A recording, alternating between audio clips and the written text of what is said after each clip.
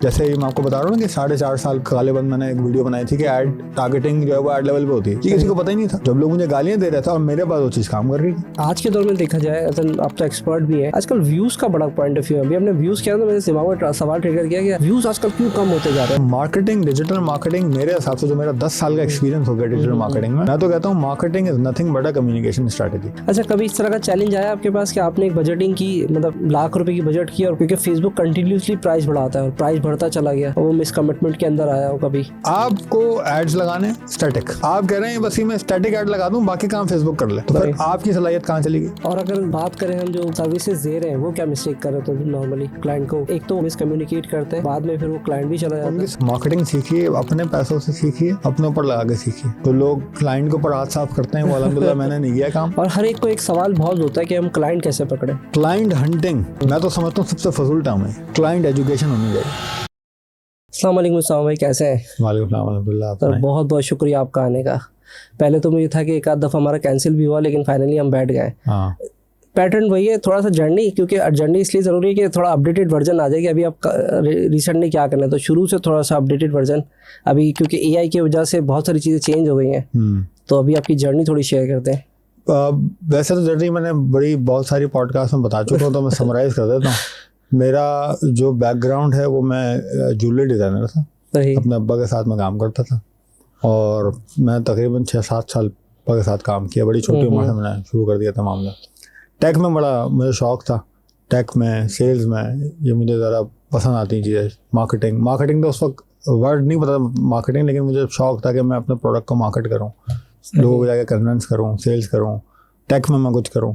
तो मैंने वो ज्वेलरी डिज़ाइनिंग भी जो है वो उस टेक को इस्तेमाल करते हुए बनाई। मैट्रिक्स के ऊपर मैंने सॉफ्टवेयर में मैंने सर्टिफिकेशंस करी। गवर्नमेंट पाकिस्तान का इदारा था, पाकिस्तान जामनी ज्वेलरी डेवलपमेंट सेंटर, वहाँ से किया। कराची में टॉप किया, के साथ काम किया, काफ़ी बड़ा वहाँ मैंने उस जो वो कम्युनिटी थी उसमें भी अच्छा एक नाम बनाया था। अल्लाह ने वहाँ पे भी इज्जत दी थी। उसके बाद मज़ा नहीं आ रहा था काम करने में। सही। तो मैंने कहा यार ये कुछ हम चेंज करते हैं। तो ICMA के अंदर मैंने पूरी बताया कि वहाँ से मुझे एक पहली दफ़ा मिला एक आइडिया कि यार मुझे ई-कॉमर्स में कुछ जान लगती है, मुझे लगता है ये कोई अच्छी चीज़ है। मैंने तो जाके पढ़ी उसको कि क्या हो रहा है इंडिया में, क्या हो रहा है US में, क्या हो रहा है। तो फिर मैंने बस कहा कि मैं उसको यही करूँगा, यही करना है मुझे, कुछ ऑनलाइन करना है। तो वहाँ मेरा ख्याल है गालिबन कुछ 2014 का साल था जब मैंने अपनी पहली दफ़ा वो वेबसाइट किसी से बनवाई थी। तो वेबसाइट बनवाई, मुझे अब वेबसाइट भी बनानी नहीं आती थी। फिर उस पता लगा मार्केटिंग को चीज़ है। तो जब मार्केटिंग, डिजिटल मार्केटिंग पता लगी कि ई-कॉमर्स के बाद भाई डिजिटल मार्केटिंग बड़ी ज़रूरी चीज़ है, बड़ी ज़रूरी है जी। तो वहाँ से मैंने डिजिटल मार्केटिंग को सीखना शुरू किया और अपने ही उस बिज़नेस के ऊपर अप्लाई करना शुरू कर दी। मतलब उस वक्त मैं खाली $100 100-120 रुपये का था, जो जहन में आ रहा है, आपको बता रहा हूँ। 80 रुपये 100 रुपये का ऐसा करीब का कोई डॉलर था। तो वो पर डे मैं एडस्पेंड लगा देता था और कुछ एक आध सेल आती थी, क्योंकि उसमें कंपटीशन भी बहुत कम होता था, बहुत कम था। तो इस तरीके से मैंने लगाना फेसबुक एड्स से शुरुआत करी। फिर गूगल एड्स को एक्सप्लोर किया। फिर थोड़े अरसा गुजरा तो टिकटॉक आ गया। तो मैं टूल्स पे काम करना शुरू कर दिया। मैंने जो मार्केटिंग सीखी है अपने पैसों से सीखी है, अपने ऊपर लगा के सीखी है।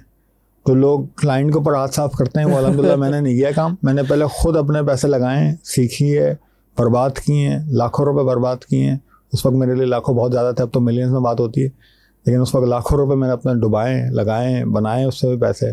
फिर एक दराज की जर्नी आ गई थी। दराज का मकसद था ये कि मुझे आता नहीं था काम करना। बस सिर्फ डिजिटल मार्केटिंग ई-कॉमर्स नहीं होती। या लोग ये समझते हैं कि ई-कॉमर्स की सक्सेस और ये डाउनफॉल का वजह सिर्फ डिजिटल मार्केटिंग, ऐसे बिल्कुल भी नहीं है। आपने प्राइसिंग कैसे करनी है, सेल कैसे लगानी है, कोई कैंपेन कैसे प्लान करनी है, ऑर्डर कैसे पैक होगा, जाएगा कैसे, पूरा प्रोसेस क्या होता है, ये सब इंपॉर्टेंट होता है ई-कॉमर्स के अंदर। तो ये मुझे आता नहीं था। सही। उस वक्त बड़ा मुश्किल था ये। आज तो बड़ा आसान है। कोई आजकल का बच्चा कोई देख रहा होगा तो वो बोलेगा क्या बातें कर रहे हैं। आजकल तो बहुत आसान है। आपने कॉल करी कोई कंपनी के अंदर, उसने आपका अकाउंट खोल दिया। पहले इतना आसान नहीं था।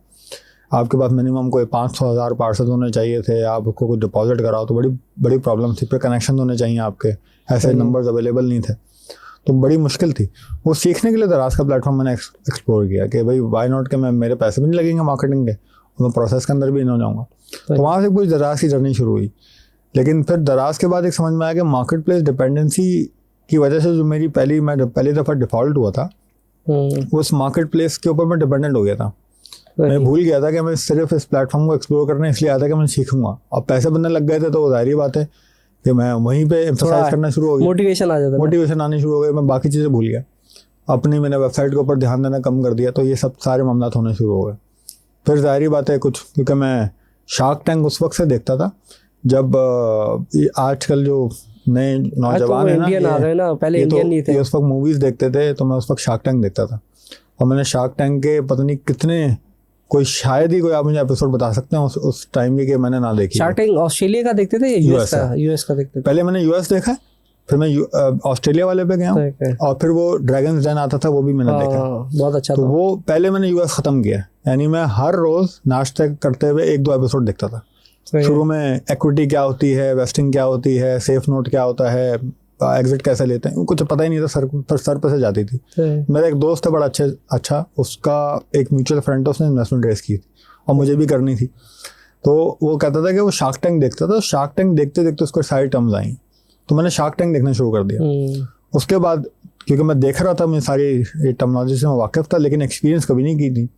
तो फिर ऐसे एक इवेंट हुआ था कराची के अंदर, IB यूनिवर्सिटी में, जंप स्टार्ट खुर्रम ज़ुबैरी ने कराया था। वहाँ पे मैंने पहली दफ़ा अपनी इन्वेस्टमेंट को रेस किया, और उसका बड़ा लंबा टाइम चला ड्यू डिलिजेंस का।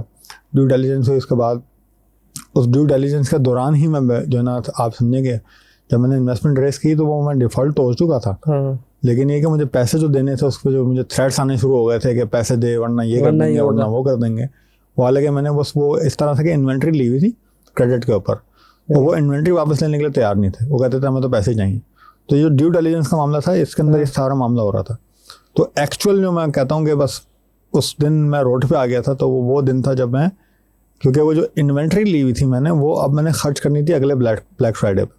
और वो ब्लैक फ्राइडे अगला जो था, सॉरी ब्लैक फ्राइडे तो 2017 में था, वो ब्लैक फ्राइडे का नाम चेंज करके, वो सेल चेंज करके, जब अली बाबा ने ले लिया था, दराज को एक्वायर कर लिया था, तो उसका नाम चेंज करके उन्होंने 11/11, जो आज भी 11/11 लगा दिया। वो पहले ब्लैक फ्राइडे होता था, अब 11/11 होता। तो उस 2018 में पहली दफ़ा हुआ था 11/11। उस 11/11 के अंदर मेरे पास ऑर्डर्स ही नहीं थे, जो हालांकि पिछले साल जो ब्लैक फ्राइडे के नाम से कैंपेन करता था दराज पहले, उस वक्त मैंने बहुत पैसे बनाए उसके अंदर। तो मेरी एक्सपेक्टेशन थी, और दराज की टीम ने भी मुझे बताया हुआ था कि अब आप पैसे ज़्यादा बनाएंगे, मतलब ज़्यादा ऑर्डर्स आएंगे आपके। तो मैंने उस हिसाब से प्लानिंग की हुई थी। तो क्रेडिट पे मैंने बहुत ठीक ठाक सामान उठा लिया था, मैंने अपने सारे पैसे भी लगा दिए थे और बहुत सारे क्रेडिट पे भी उठा लिए थे। और वो इस्लामाबाद में था मैं, जब मुझे पता लगा कि भाई ये हमारी 11/11 कैंपेन फ्लॉप हो गई। तो वो मेरी पहली बैंकरप्सी थी। तो वहाँ लेकिन अल्हम्दुलिल्लाह अल्लाह ताला ने साथ दिया, वो ड्यू डिलिजेंस का पूरा मामला हो गया, मेरे पास इन्वेस्टमेंट आ गई। फिर मैं अपनी वेबसाइट पे जाके मैंने फोकस करना शुरू किया, जो मैं गलती कर चुका था मार्केट प्लेस के ऊपर। ये पूरी जर्नी है। फिर जाहिर सी बात है, ई-कॉमर्स में कुछ ब्रांड्स हो गए थे, तो बहुत सारे लोग आते थे। मैंने एक, आप जानते होंगे, बड़ा नाम है हुज़ैफा अली, क्या कहते हैं, ई-कॉमर्स सक्सेस पाकिस्तान के नाम इस्लामाबाद के हैं, कराची के हैं सर, इस्लामाबाद बाद में गए। अच्छा, इस्लामाबाद बाद में गए। मैं उनको इतना पुराना जानता हूँ, बड़े अच्छे दोस्त हैं, मैं बड़ी इज्जत करता हूँ उनकी, वो भी मेरी बड़ी इज्जत करते हैं। और ये हैदरी में जब मग प्रिंटिंग करते थे हुज़ैफा भाई, तब मेरी मुलाकात हुई थी इनसे। तो मैं उनको बहुत पुराना जानता हूँ, उनकी पूरी स्ट्रगल मैंने देखी हुई है। तो बड़े अच्छे ताल्लुकात आज भी हैं, पहले भी थे। तो उन्होंने मुझे पहले दफ़ा प्लेटफॉर्म दिया कि भाई तुम्हें बहुत कुछ अगर आता है फेसबुक के ऊपर, तो मैं ई-कॉमर्स सक्सेस पाकिस्तान का वो था, डिजिटल मार्केटिंग स्ट्रेटेजिस्ट था। ठीक है। जब ये कम्युनिटी बना रहे थे ESP, उस वक्त मैं उनके साथ था। तो मैं उनको अली भाई बोलता हूँ आज भी। तो मैंने बोला अली भाई, मैंने कहा अली भाई ये सारी चीज़ें करनी। वो कहते थे, अली भाई कहते थे अगर तुम्हें आता तो तुम मेरे प्लेटफॉर्म पर सिखाना शुरू कर दो। तो मैंने पहली दफ़ा लाइव सेशन किया था उन्होंने मुझे प्लेटफॉर्म दिया था। मैं हमेशा इस बात का उनका एहसानमंद रहूँगा कि उन्होंने मुझे पहली दफ़ा जो प्लेटफॉर्म दिया था हुज़ैफा अली ने दिया था। तो मैंने उनकी ऑडियंस में बताया, तो लोगों को वो बहुत अच्छी खासी रीच गई थी उसकी, उस वीडियो की। उसमें मैंने बताया था पहली बार ज़िंदगी में पाकिस्तानियों को ये बात पता नहीं थी। आज बहुत सारे लोग इस बात का क्रेडिट ले रहे होते हैं, लेकिन उनको ये बात पता नहीं, ना गोरे बोल रहे होते थे ये बात, ना पाकिस्तानियों के जहनो गुमान में थी ये बात। पहली दफ़ा मैंने बताया पाकिस्तान के अंदर कि टारगेटिंग आपकी एड लेवल पे होती है, एड लेवल पे नहीं होती। टारगेटिंग होती ही नहीं, आप कर ही नहीं सकते, वो स्पेसिफिकेशन है। उस वक्त लोगों ने मुझे मावन की गालियाँ दी, समझ में नहीं आई, क्योंकि बहुत मैं अर्ली बात कर रहा था, क्योंकि गोरा कोई बात नहीं कर रहा था। मेरा नाम एलेक्स हारमोजी नहीं था, सही। उसामा खान था। उसामा खान। मेरी तो जो कलर टोन है वो ब्राउन है, वो गोरी नहीं थी, तो लोगों ने नहीं सुना, उन्होंने कहा ये कोई आ गया अपनी तरह से बता रहा है, सारी बातें कर रहा है। लोग मुझे जानते नहीं थे, लेकिन वक्त के साथ ये बात अब हर कोई कर भी रहे और ये कह रहा है मैंने डिस्कवर किया। ठीक है, कोई बात नहीं, किसी ने हो सकता है किया होगा, लेकिन मैंने कोई 4-4.5 साल पहले वीडियो बनाई थी इसके ऊपर, उस वक्त मुझे गालियाँ पड़ी थी। तो जब वो लोगों को समझ आने लग गई, कुछ लोगों ने अप्लाई किया, तो फिर मैंने मीटअप्स कराने शुरू कर दिए, लोग मुझे जानने लग गए। उसके बाद एक दौर आया जब मैं Dukaan.pk चले गया, मैं मूव हो गया लाहौर। उस लाहौर के अंदर जाके मैंने पाकिस्तान का पहला एडवर्टाइजिंग टेक्नोलॉजी प्लेटफॉर्म बनाया।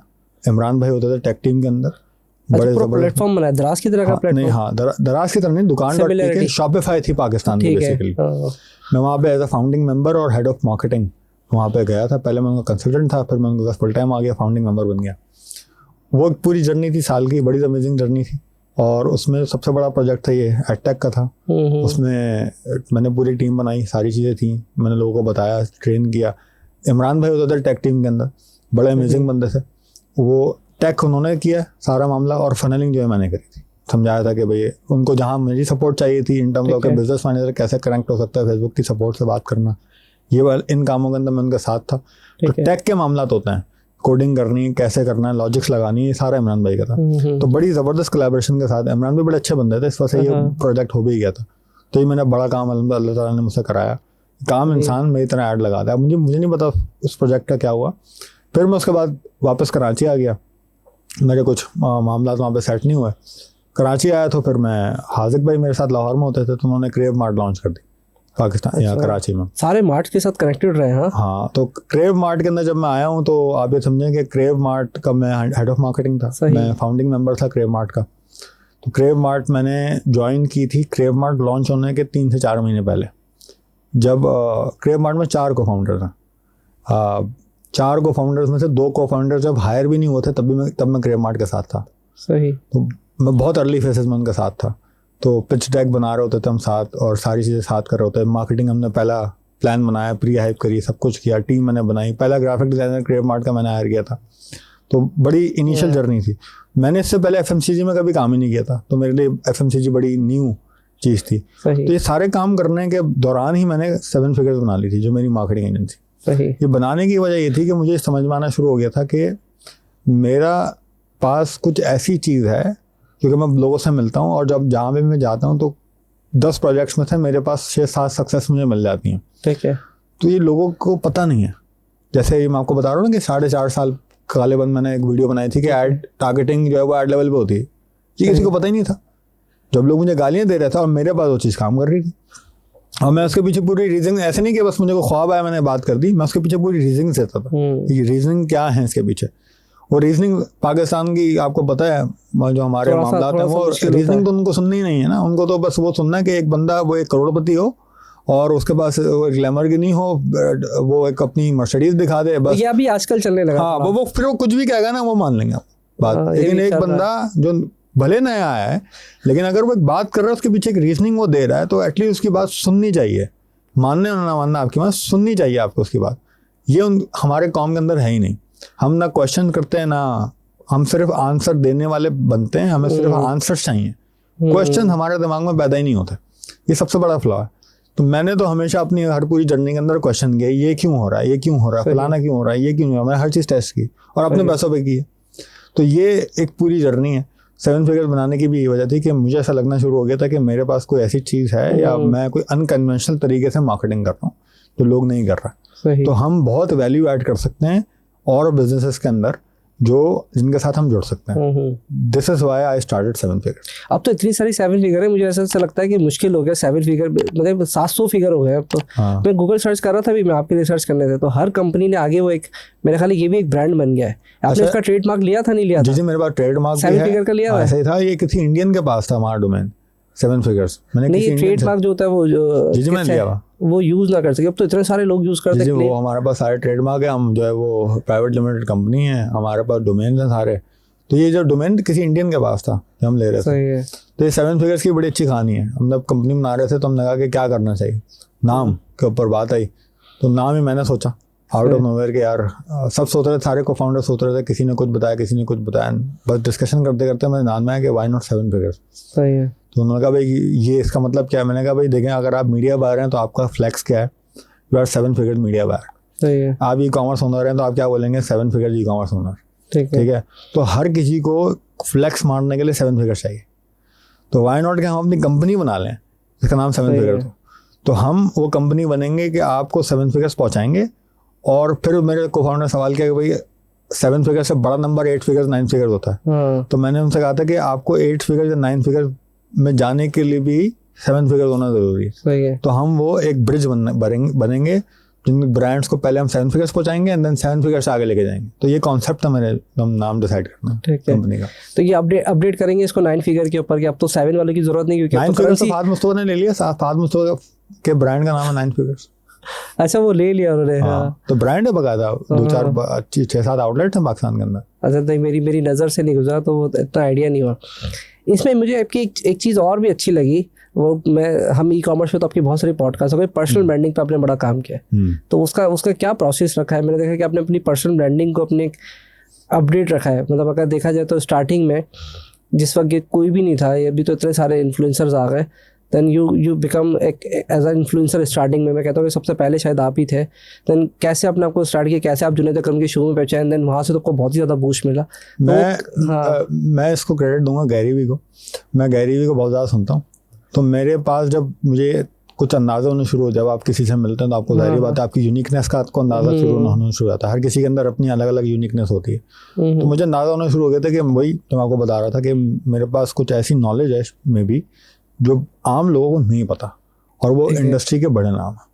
मैं बड़े बड़े ब्रांड से मिलता था और उनको चीज़ें नहीं पता होती, क्योंकि मतलब ज़माने निकल जाती थी, मैं बात करता था। मेरे लिए वो बड़ी बेसिक बात है। ये बहुत अब तो खैर हर किसी को समझ आनी शुरू हो गई, लेकिन उस वक्त तो बड़े, मैं आपको बताऊं, बड़े बड़े नाम ब्रांड, नाम नहीं ले सकता उनके क्योंकि वो थोड़ी सी डिफेमिंग मैं किसी की करना नहीं चाहता, लेकिन मैं उनको बता रहा हूँ हेड ऑफ मार्केटिंग, ज़बान निकल गई उनकी बात, और मेरे लिए बड़ी बेसिक बात थी। तो ये अंदाज़ा होने शुरू हो गया था मुझे कि मेरे पास कुछ यूनिक चीज़ है। लेकिन मैं डरता था कि अगर मैं बताऊंगा, क्योंकि एक वीडियो मैंने बनाई थी मुझे गालियाँ पड़ी थी। सही है। तो ऐसा ना हो कि मुझे गालियाँ पड़नी शुरू हो जाए। तो फिर उसके बाद गैरी वी की, क्योंकि मैं फॉलो करता था, तो गैरी वी कहता था कि अगर आप लोगों के नेगेटिव कमेंट से डरोगे तो आगे नहीं बढ़ सकते। तो you don't give a fuck to other people opinion. सही है। ये अगर आपके पास नहीं आएगी आपकी नेचर के अंदर, तो आप कभी भी एक अलग काम कर ही नहीं सकते, क्योंकि जब आप अलग काम करना निकलते हैं दुनिया गाली देती है। उस दिन मैंने फैसला किया मैं अपनी बात करूंगा, अगर मेरी बात गलत होगी तो वक्त साबित कर देगा मेरी बात गलत थी, और ठीक होगी तो वक्त बता देगा ठीक है मेरी बात। तो मैंने बस अपना कंटेंट बनाना शुरू कर दिया। अब वहाँ पे जाहिर सी बात है, जब आप निकलते हैं पर्सनल ब्रांडिंग करने, मैंने कोई सोच के नहीं की थी मैं अपनी पर्सनल ब्रांडिंग करना निकल रहा हूँ। एक ये भी प्रॉब्लम है कि लोग कहेंगे व्यूज़ कहाँ पे आएंगे, मुझे जो है लोग कैसे जो अप्रिशिएट करेंगे। आपको अप्रिशिएशन नहीं मिलती। मतलब मेरी बहुत सारी बातें हैं, मैं अभी बहुत सारी पॉडकास्ट सुनता हूँ, मैं आपको पॉइंट करके बता सकता हूँ उन लोगों की पॉडकास्ट के ऊपर कि कौन बंदा एग्जैक्ट मेरी बात कर रहा है और मुझे क्रेडिट नहीं दे रहा, ठीक है, और दूसरे को क्रेडिट दे रहा है, या बता कह रहा है मैंने डिस्कवर की है। मैं पॉइंट कर सकता हूँ आपको ये बात, ठीक है। उस वक्त वो बातें गोरे भी नहीं कर रहे थे जो मैंने की, लेकिन मुझे क्रेडिट नहीं लेना, अप्रिसिएशन नहीं लेनी, मैंने तो अपनी बात कहनी थी। और वक्त बता देगा कौन किसने बात पहले की थी या कौन इस बात को सबसे पहले मानता था, ठीक है। उससे बालातर होकर आपने कंटेंट बनाना है, व्यूज से, अप्रिसिएशन से, क्रेडिट से, आप बालातर हो जाए और कंटेंट बनाते रहें, अपना काम करते रहें। तो मैंने यही एग्जैक्ट लॉजिक लगाई।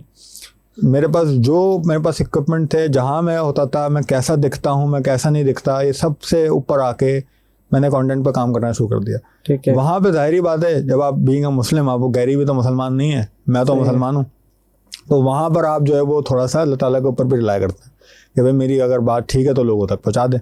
तो बस मुझे लगता है कि वही दुआ मेरी कबूल हो गई थी। जुनैद भाई के पास जब मैं गया हूँ तो जुनैद अकरम ने मुझे पॉडकास्ट में बुला लिया।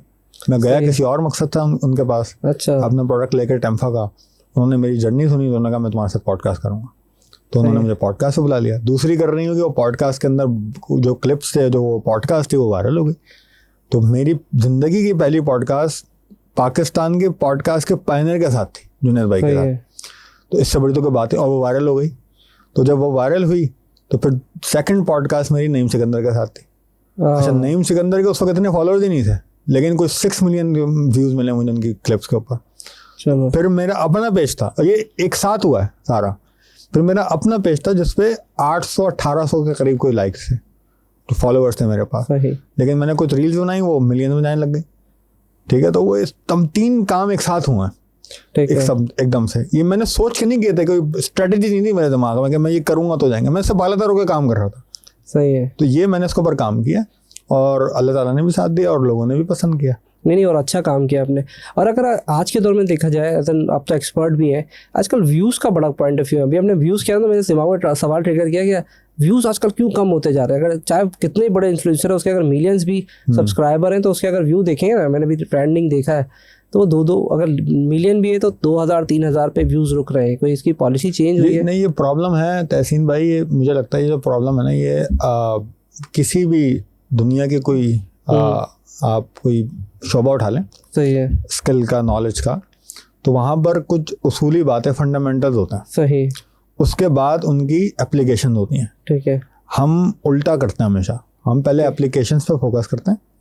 फंडामेंटल हमें कोई सालों बाद समझ में आता है कि शिट हमें तो फंडामेंटल ही नहीं आता। मेरी आप इसे कह लें परवरिश, मेरे अब्बा ने, मेरे उस्तादों ने हमेशा ठीक तरीके से की है, जो दुनिया को उल्टी करते थे। वो हमेशा मुझे फंडामेंटल से पहले लेकर आते थे कि पहले फंडामेंटल समझ लो किसी भी चीज़ के। सही। उसके बाद उसकी एप्लीकेशन पे जाओगे तो हर चीज़ एप्लीकेशन का मतलब भी समझ में आ जाएगा, सब कुछ हो जाएगा। तो फंडामेंटल्स ही नहीं पता लोगों को। प्रॉब्लम डिजिटल मार्केटिंग की आपने बात की, डिजिटल मार्केटिंग का पार्ट है। ठीक है। तो यहाँ पर आप ये फंडामेंटली इस बात को समझेंगे, फेसबुक या गूगल या टिकटॉक ये प्लेटफॉर्म्स होते हैं, इनको ये बिजनेस का भी फंडामेंटल आएगा इसमें। शुरू के अंदर आप कोई भी बिजनेस स्टार्ट करते हैं तो आप क्या करते हैं, आप डिस्काउंट्स देते हैं। सही। ठीक है, फेसबुक ने भी यही किया है, टिकटॉक ने भी यही किया है, स्नैपचैट ने भी यही किया है, लिंक्डइन ने भी यही किया है, यूट्यूब ने भी यही किया है। शुरू में इंसेंटिवाइज किया।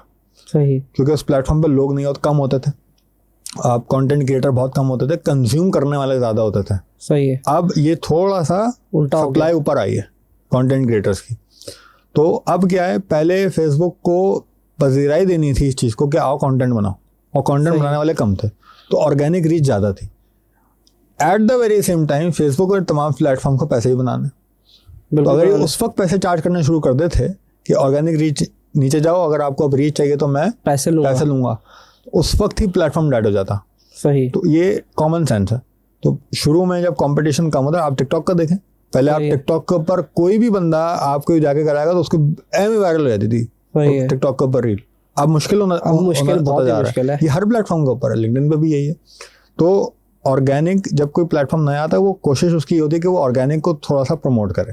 सही। उस वक्त के अंदर जिन लोगों ने ऑर्गेनिक को कर लिया, मामला ये हो गया। तो फेसबुक ने पता नहीं कितने साल पहले बता दी थी बात कि अब हम ऑर्गेनिक रीच को कम करेंगे, पेड को हम पजीराई देंगे, और फिर पेड के अंदर भी एक्सपीरियंस को पजीराई मिलेगी। यानी एक्सपीरियंस आपका अगर ऐड का अच्छा होगा तो CPM कम आएगा। ये भी फंडामेंटल वाली बात है। तो ऑर्गेनिक रीच फेसबुक कम करेगा हमेशा, और अब पेड रीच को ज़्यादा देगा, क्योंकि जाहिर सी बात है उसको भी पैसे बनाने हैं, वो एक प्लेटफॉर्म पैसे बनाने के लिए आया है। तो ये है फंडामेंटल वो चीज़ें हैं जो अगर आप चीज़ों को समझ लेंगे, मैं कोशिश करूंगा अभी आपके पास जितने भी आपके पास सवाल आते हैं, मैं वो उस फंडामेंटल की तरफ ही लेके जाऊं ताकि लोगों की समझ में आए। इसका नेक्स्ट सवाल ये था, क्योंकि अभी एक रिसेंटली कल मेरी एक बंदे से मीटिंग हुई थी, उन्होंने बताया कि मैंने 10 लाख रुपए लगाया और मेरा लाख रुपए का भी बिजनेस जनरेट किया फेसबुक मार्केटिंग की। मे बी के फंडामेंटल्स रॉन्ग होंगे, लेकिन कहीं मैंने सुना है कि अभी इतना अच्छा पैसे ज़्यादा लग रहे हैं और ROI निकालना थोड़ा मुश्किल हो गया, क्योंकि सारे के सारे पैसे देने को भी तैयार होगा ना। ये भी फंडामेंटली गलती है। यहाँ पर आप डिजिटल मार्केटिंग को लोगों ने फेसबुक एड्स मैनेजर समझ लिया। हाँ, वो ये वाला मसला है। ये टूल है भाई, आप इसको समझें इस बात को कि ये टूल है। ठीक है। आप टूल सीख के डिजिटल मार्केटर नहीं बन सकते, आप एग्जीक्यूटर हैं, डिजिटल मार्केटिंग एग्जेक्टिव हैं आप। सही। आप एक्सपर्ट न लगाएं बराए मेहरबानी, अगर आपके पास सिर्फ टूल्स की नॉलेज है। डिजिटल मार्केटिंग बहुत बड़ी दुनिया है, उसके अंदर फेसबुक एड्स मैनेजर आपने सीख लिया बस, अब आप कह रहे हैं मैं एक्सपर्ट बन गया हूँ। उस पर भी आजकल बूस्ट का ऑप्शन होता है, वो चलाते हैं आसान। उनको तो वो एग्जेक्टिव भी नहीं है, वो इंटरनीज हैं, उनको तो पता ही नहीं एड्स मैनेजर भी क्या होता है।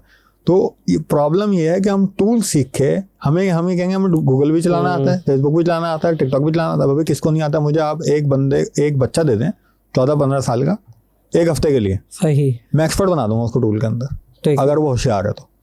मैं बड़ा क्लेम नहीं कर रहा मैं।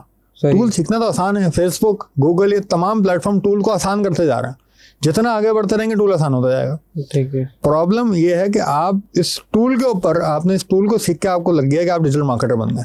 आपने कोई ऑडियंस हैक निकाल लिया एड्स मैनेजर के अंदर, आपने कोई फनल का कोई ऐसा क्रैक निकाल लिया एड्स मैनेजर के अंदर रहते हुए। ये सब बेवकूफ़ लोग बनाते हैं इससे पैसे हटते हैं सबसे। ये इनको खुद नहीं पता होता कि क्या कर रहा है। मैं आपको इसमें भी बता सकता हूँ। मैं आज थोड़ा सा खुल के इसलिए बोल रहा हूँ, बिल्कुल बताएं। ये देखें कि मैं आपको ऑन कैमरा तो नहीं, क्योंकि मैं डिफेम करने वाला बंदा नहीं, मैं पॉइंट आउट करके बता सकता हूँ उन बंदों को कि जो आके जिन्होंने बड़ी बड़ी बातें की हैं पॉडकास्ट के अंदर, वो बैक पे आके मुझसे क्या क्या चीज़ डिस्कस कर रहे होते हैं बेसिक। सही। वो अगर डिस्कशन हो जाए तो वो मुंह दिखाने के काबिल नहीं रहेंगे। अच्छा, क्यों नहीं रहेंगे? क्योंकि उन्होंने खुद भी नहीं समझा और लोगों को गलत बताया। एक होता है ना सब पता होना, बहुत सारी चीजें मेरे पास भी होंगी, मुझे भी नहीं पता होता है, लेकिन मैं पहले जो चीज समझ रहा हूँ वो पहले मैं उसके फंडामेंटल को समझूंगा ठीक तरीके से, उनको अप्लाई करूंगा, उनकी एप्लीकेशन देखूंगा, फिर लोगों को बताऊंगा तो समझ में आएगा कि भाई ये काम करती हैं चीजें। सही। उनको खुद ही नहीं पता कि हम क्या कर रहे हैं, और वो लोगों को ये कह के गोल्डन गार्डन देके तुम्हारा कि हमें बहुत कुछ, हमने कोई ऐसी कोई रॉकेट साइंस निकाल ली कि हम तुम्हें बताएंगे तो सारी चीज़ ठीक हो जाएंगी। और सुभान अल्लाह, लोगों की भी वो गोल्डन गार्डन देखने के लिए बैठे हुए होते हैं। तो मार्केटिंग, डिजिटल मार्केटिंग मेरे हिसाब से, जो मेरा 10 साल का एक्सपीरियंस हो गया डिजिटल मार्केटिंग में, मैं तो कहता हूँ marketing is nothing but a communication strategy. That's it. तो कम्युनिकेशन है जिसके ऊपर आपने काम करना है। अब ये आपको टूल से बाहर आना पड़ेगा, कम्युनिकेशन पे काम करना पड़ेगा। जब मैं कहता था पहले, और ये मैं बहुत पहले भी कर सकता था बात, लेकिन लोगों को समझ ही नहीं आनी थी। अब पहले तो लोगों को मैंने समझाया कि भाई टारगेटिंग एड्स मैनेजर से होती है। सही। अब एड्स मैनेजर बोल रहा हूँ, टारगेटिंग होती है एड्स लेवल से। एड लेवल पे आप टारगेटिंग हो रही है, इसका मतलब क्या हुआ कि आपने एड पे काम करना है। अब एड पे काम क्या करेंगे आप? कम्युनिकेशन के ऊपर। तो गेम है ही कम्युनिकेशन के ऊपर। कम्युनिकेशन को थोड़ा एक्सप्लेन करेंगे, किस तरह से कम्युनिकेशन, क्या कहना चाहते हैं आप? यानी पहले आपको अगर प्रोडक्ट बेच रहे हैं, हाँ, एक प्रोडक्ट आपने निकाल लिया, अभी मैं माइक बेच रहा हूँ, ठीक है? अभी माइक बेचने के लिए मुझे कम्युनिकेट करना पड़ेगा। कम्युनिकेट करने के बहुत सारे तरीके होते हैं। एक तरीका, जैसे फॉर एग्जाम्पल मैं आपको बताऊँ कि मेरी डिजिटल मार्केटिंग की एजेंसी है। सही है। आप मेरे पास आए, आपने बोला भाई मुझे थोड़ा सा डिजिटल, आप पोटेंशियल कस्टमर हैं फॉर एग्जाम्पल, थोड़ी देर समझने मेरे, मैं आपको एक ब्रोशर पकड़ा दूँ अपना, ठीक है? उसमें मेरी कंपनी के बारे में तमाम चीज़ें लिखी हूँ, मैं भी नहीं देखती। एक सिचुएशन ये, दूसरी सिचुएशन ये कि मैं आपको बोलूँ आप तस्वीर रखें, मैं आपको चाय दूँ, मैं आपको बैठ के बताऊं कि भाई हम दूसरों से क्यों अलग हैं, हमारी यूएसपीज क्या हैं, हमारा पोर्टफोलियो क्या है, हमने कितना एड फंड मैनेज कर लिया है, हम किस तरीके से मार्केटिंग करते हैं, मेरी टीम के अंदर कौन कौन लोग हैं, मेरा पर्सनल बैकग्राउंड क्या है, ये कंपनी को बने हुए कितने साल हो गए। तो अब दो सिचुएशन में आप कन्विंस किस पे हो सकते हैं? सेकंड वाले ऑब्वियस सी बात है। तो ये दोनों कम्युनिकेशन के तरीके हैं। आपको एड्स लगाने स्टैटिक, ठीक है, आप कह रहे हैं बस मैं स्टैटिक एड लगा दूं, बाकी काम फेसबुक कर ले, तो फिर आपकी सलाहियत कहाँ चलेगी? सही। आप तो डिजिटल मार्केटर नहीं हुए, आपको तो टूल चलाना है, और आप टूल चला के ऊपर फेसबुक के ऊपर डिपेंड हो रहे हैं। आपने काम करना है कम्युनिकेशन के ऊपर। सही। फेसबुक जो टूल काम करेगा, गूगल जो टूल काम करेगा, वो सिर्फ इतना करेगा कि आप उसको पैसे देंगे और रेलेवेंट लोगों के सामने वो आपका ऐड दिखा देगा। अगर वो ऐड कन्विंसिंग नहीं है तो अब आपको ये समझना होगा कि आप भी इंसान हैं और इंसानों से बात कर रहे हैं। तो इंसान, आपके पास कोई, अभी फेसबुक ने कोई ऐसी चीज़ इजाद नहीं करी कि ऐड के साथ एक बंदूक चली जाए कि भाई खरीद अभी वरना मैं गोली मारता हूँ, ठीक है? आपको कन्विंस करना पड़ेगा। तो कन्विंस एक पोस्टर से हो सकता है, ये वीडियो ऐड से होगा, ठीक है? लॉजिक है ये, इससे कोई रॉकेट साइंस करने की जरूरत ही नहीं है। ये लॉजिक तब लगेगी तब आप एड टूल से बाहर आएंगे और आपको रियलाइजेशन होगी कि हम गलत जगह पे काम कर रहे हैं, अपना वक्त इन्वेस्ट कर रहे हैं। हमने तो जितने भी आज तक कोर्सेज किए हैं उन्होंने टूल सिखाया हमें बैठाकर। ये है प्रॉब्लम। टूल से जब तक बाहर नहीं निकलेंगे, कम्युनिकेशन पर काम कैसे करना है, कम्युनिकेशन स्ट्रैटेजी है मेन चीज। ये कम्युनिकेशन स्ट्रैटेजी बनने के लिए पूरा एक बोरिंग काम है जो पीछे आपने करना है। आपने बायर पर्सोना बनाना सीखना है, कैसे बनाऊंगा buyer persona. Verbal communication, non verbal communication की अहमियत को समझना है। आपने बिजनेस का शॉर्ट एनालिसिस करना आपको आना चाहिए। आप कंपेटिटर और इंस्पिरेशन में फ़र्क रखते हो, ये तमाम चीज़ें आपकी इंपॉर्टेंट है। मैं आपको बताऊं कि बड़े मज़े की, मैं आपको इंटरेस्टिंग वाक़या बताता हूँ। मैं नाम नहीं लूँगा, मुझे नाम जहन में उनका। तो 6-7 लोग थे, मैं जाहिद नहारी पे, मेरे कुछ दोस्त इस्लामाबाद से आए हुए थे, तो नारी की डिस्कशन हुई। तो मैंने उनको बोला कि तुम लोग इस्लामाबाद में क्या नारी खाते हो, मैं तुम्हें नारी खिलाता हूँ। तो मैं उनको अलग अलग नारियाँ टेस्ट करवा रहा था। तो स्टार्ट किया हमने जाहिद नारी से, तारिक रोड पे की जो ब्रांच थी। हम वहाँ बैठे हुए नारी खा रहे, सामने एक्सट्रीम कॉमर्स का इंस्टीट्यूट था। ऐसे ही वहाँ के कुछ स्टूडेंट्स ने मुझे देख लिया, मुझे पहचान लिया। तो उन्होंने डिस्टर्ब तो नहीं किया, लेकिन उन्होंने क्या ये काम ये किया कि उन्होंने बिल पे हमारा पे कर दिया। जब मैं बिल पे करने गया तो उन्होंने कहा बिल तो आपका पे हो गया। तो मैंने कहा किसने पे किया बिल? आपको? मेरा। उन्होंने कहा भाई ये कुछ 2 4 6 लोग खड़े हैं बाहर, इन्होंने पे किया है। तो मैं उनके पास गया कि आपने क्यों पे किया? सही। तो उन्होंने कहा साम भाई हमने पे कर दिया, अब आपका आधा घंटा चाहिए हमें। क्या स्ट्रेटजी है? अब स्ट्रेटजी तो अच्छी है। अब मैंने कहा यार अब पे भी कर दिया तो अच्छी बात तो नहीं, हालांकि मुझे एक जगह जाना था। तो पहले तो मैंने कहा चलो मुझे जाना है, आधा घंटा है मेरे पास, मैं आपको दे देता हूँ। तो हम उसके बिल्कुल बराबर में गली में चाय का होटल है, वहाँ बैठ गया और वहाँ बैठ के हमने कॉन्वर्सेशन शुरू करी। तो एक कॉन्वर्सेशन निकली कि कॉम्पिटिटर और कंपेटिटर एनालिसिस। एक बंदा साहब आया, उन्होंने कहा कि भाई मुझे प्रोडक्ट उनके जहन में नहीं आ रहा, एग्जाम्पल के तौर पे कि भाई मैं परफ्यूम बेचना चाहता हूँ। तो मैंने उनसे सबसे पहले सवाल ये किया कि भाई आप परफ्यूम बेचना चाहते हैं, इसकी मार्केटिंग स्ट्रेटजी बता दें। वैसे आपने ब्रांड बड़ा अच्छा सिलेक्ट किया, हर कोई आजकल वैसे ही परफ्यूम बेचना चाहता है। हाँ। तो उन्होंने कहा परफ्यूम बेचना है, इसकी को मार्केटिंग स्ट्रेटजी बता दें। ठीक है। मैंने उनसे सबसे पहले सवाल ये किया आपके कंपेटिटर्स कौन है? आपको पता है उन्होंने क्या जवाब दिया? गुच्ची। अच्छा, नहीं वो तो हो भी नहीं। मैंने उनसे कहा कि आप एक गलती लगी हुई आपको, आप कंपेटिटर और इंस्पिरेशन में फ़र्क नहीं रखते। सही। अच्छा ये बातें हो गई, वहाँ 6-7 लोग बैठे हुए थे, देखे और भी लोग आ गए थे सामने। एक्सट्रीम कॉमर्स का जो इंस्टीट्यूट था, कोई 10-12 लोग बैठ गए थे और वो रोड पे भी जाम होना शुरू हो गया था वो रोड। तो उन 10-12 के 10-12 लोगों को ये बात क्लियर नहीं थी। उस दिन मुझे एक और चीज़ मिली कि मैं लोगों को भी बताना पड़ेगा कि भाई इंस्पिरेशन क्या होती है, कंपेटिटर क्या होता है, यही नहीं पता लोगों को। तो मार्केटर क्या बनेंगे? तो प्रॉब्लम ही यही है, इन चीज़ों पर काम का। अच्छा ऐसा नहीं है मैं कोई मरीख से कुछ बात उठा के लेकर आके यहाँ पे बयान कर रहा हूँ। ये बात लॉजिकल डिस्कशन है। ये लोग सोचेंगे कब? जब टूल से बाहर आएंगे। तो कम्युनिकेशन करना है आपने, कन्विंस करना है आपने, इंसानों से बात करनी है आपने, उनको कन्विंस करना है कि प्रोडक्ट मुझसे खरीद लो, मैं बेच के आ रहा हूँ। ये कन्विंस करना, इसकी स्ट्रेटजी कम्युनिकेशन की ये है। मैंने पाकिस्तान स्टार्टअप की जो मेरे साथ पॉडकास्ट हुई थी, उसमें मैंने पेप्सी की व्हाई नॉट मेरी जान की जो पूरी कम्युनिकेशन स्ट्रेटजी उसको एक्सप्लेन आउट किया। मेरी वो जो सुनना चाहता है वो जाके उस पॉडकास्ट को सुन ले, मैं उसके अंदर किस तरीके से एक्सप्लेन आउट किया चीज़ों को। फिर कोला नेक्स्ट कैसे ऊपर आ गई, ये तमाम चीज़ें मैंने बहुत पॉडकास्ट में बड़ी तफसील से बताई हैं। यही कम्युनिकेशन स्ट्रेटजी। आप मुझे एक दुनिया के किसी ब्रांड की मार्केटिंग स्ट्रेटजी निकाल के नहीं दिखा सकते जो कम्युनिकेशन जिसने अपनी कम्युनिकेशन स्ट्रेटजी पे काम ना किया हो और कम्युनिकेशन की वजह के अलावा कोई और वजह बनी हो उसकी मार्केटिंग सक्सेसफुल होने की। एक भी ब्रांड नहीं दिखा सकता आप। लाजमी होगा मैकडॉनल्ड्स की निकालेंगे, कम्युनिकेशन करता है। बर्गर किंग ने मैकडॉनल्ड्स को जो है ना वो टॉन्ट मारा होगा, कम्युनिकेशन की वजह से मारा होगा। मर्सिडीज ने जैगुआर को मारा होगा, टॉन्ट मारा होगा, और कम्युनिकेशन उसकी स्ट्रेटजी होगी। उसने KFC ने किसी को अपना कोई प्रोडक्ट प्रमोट किया होगा तो उसकी कम्युनिकेशन स्ट्रेटजी होगी। ये तमाम चीज़ होगी। आप देखें KFC ने क्या काम किया है, बड़ी ज़बरदस्त एग्जांपल जहन में आई। US के अंदर अभी हालिया 1.5 साल पहले KFC के ऊपर एलिगेशन लगनी शुरू हो गई कि फेक चिकन इस्तेमाल करते हैं। अभी रिसेंटली लगा था ना, 1.5 साल पहले। आपने देखा KFC ने क्या मार्केटिंग करी है? उन्होंने अपनी विंग्स और जो ब्रोस्ट बनाते हैं वो उसका एक्सरे करवाए और एक्सरे अपलोड कर दिए बिलबोर्ड पे भी, सब जगह पे। ये उन्होंने मैसेज दिया कि हमारी चिकन ओरिजिनल है। एक्सरे करके क्या हुआ? करके लगाया उसको, ये कम्युनिकेट किया उन्होंने इस तरीके से। एक और भी स्ट्रेटजी यूज की थी, वो मुझे भी रिसेंटली एकदम से याद नहीं आई थी। इन लोगों ने शायद डिलीवर भी कुछ करना शुरू किया था, कि कुछ खिलाना पिलाना भी शुरू किया था, कुछ और भी रिसेंटली एक्टिविटी भी इन्होंने की। कम्युनिकेट जितना बेहतर तरीके से आप कम्युनिकेट कर पाएंगे अपने प्रोडक्ट को, उतनी बेहतर तरीके से मार्केटिंग स्ट्रेटजी लगेगी। फिर बाद में आती है इसके फनल की बहस, पहले लगे होते हैं सारे लोग। तो प्रॉब्लम आइडेंटिफाई जो मुझे हुई है इस एज अ नेशन, वो ये कि लोग फंडामेंटल या तो सीखना चाहते ही नहीं है, या उनको किसी ने आज तक ये बताया नहीं कि भाई पहले फंडामेंटल सीधे होंगे। टूल तो बच्चा भी सीख लेगा।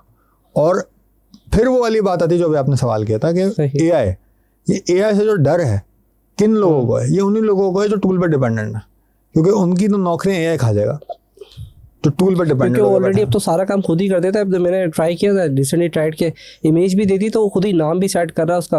अमेजोन पे मैंने एक लिस्टिंग की और मैंने उसको इमेज दी, उसने सारा का सारा खुद कर दिया। मतलब नाम, प्रोडक्ट का नाम। पहले आप फेसबुक के एड्स मैनेजर की अगर मैं बात बताऊं तो पहले आप निकालते थे कंपेटिटर्स के पेजेस, फिर आप उनका एफिनिटी स्कोर देखते थे। हाँ, फिर जो एड्स का वो प्रॉपर तरीके से रिपोर्टिंग में जाते थे, चीज़ों को देखते थे, एनालाइज करते थे। तो 3-4 घंटे आपको सिर्फ ये समझने में लगता था मैं टारगेटिंग के अंदर करने कौन क्या कौन जा से रहा हूँ। कीवर्ड डालूंगा।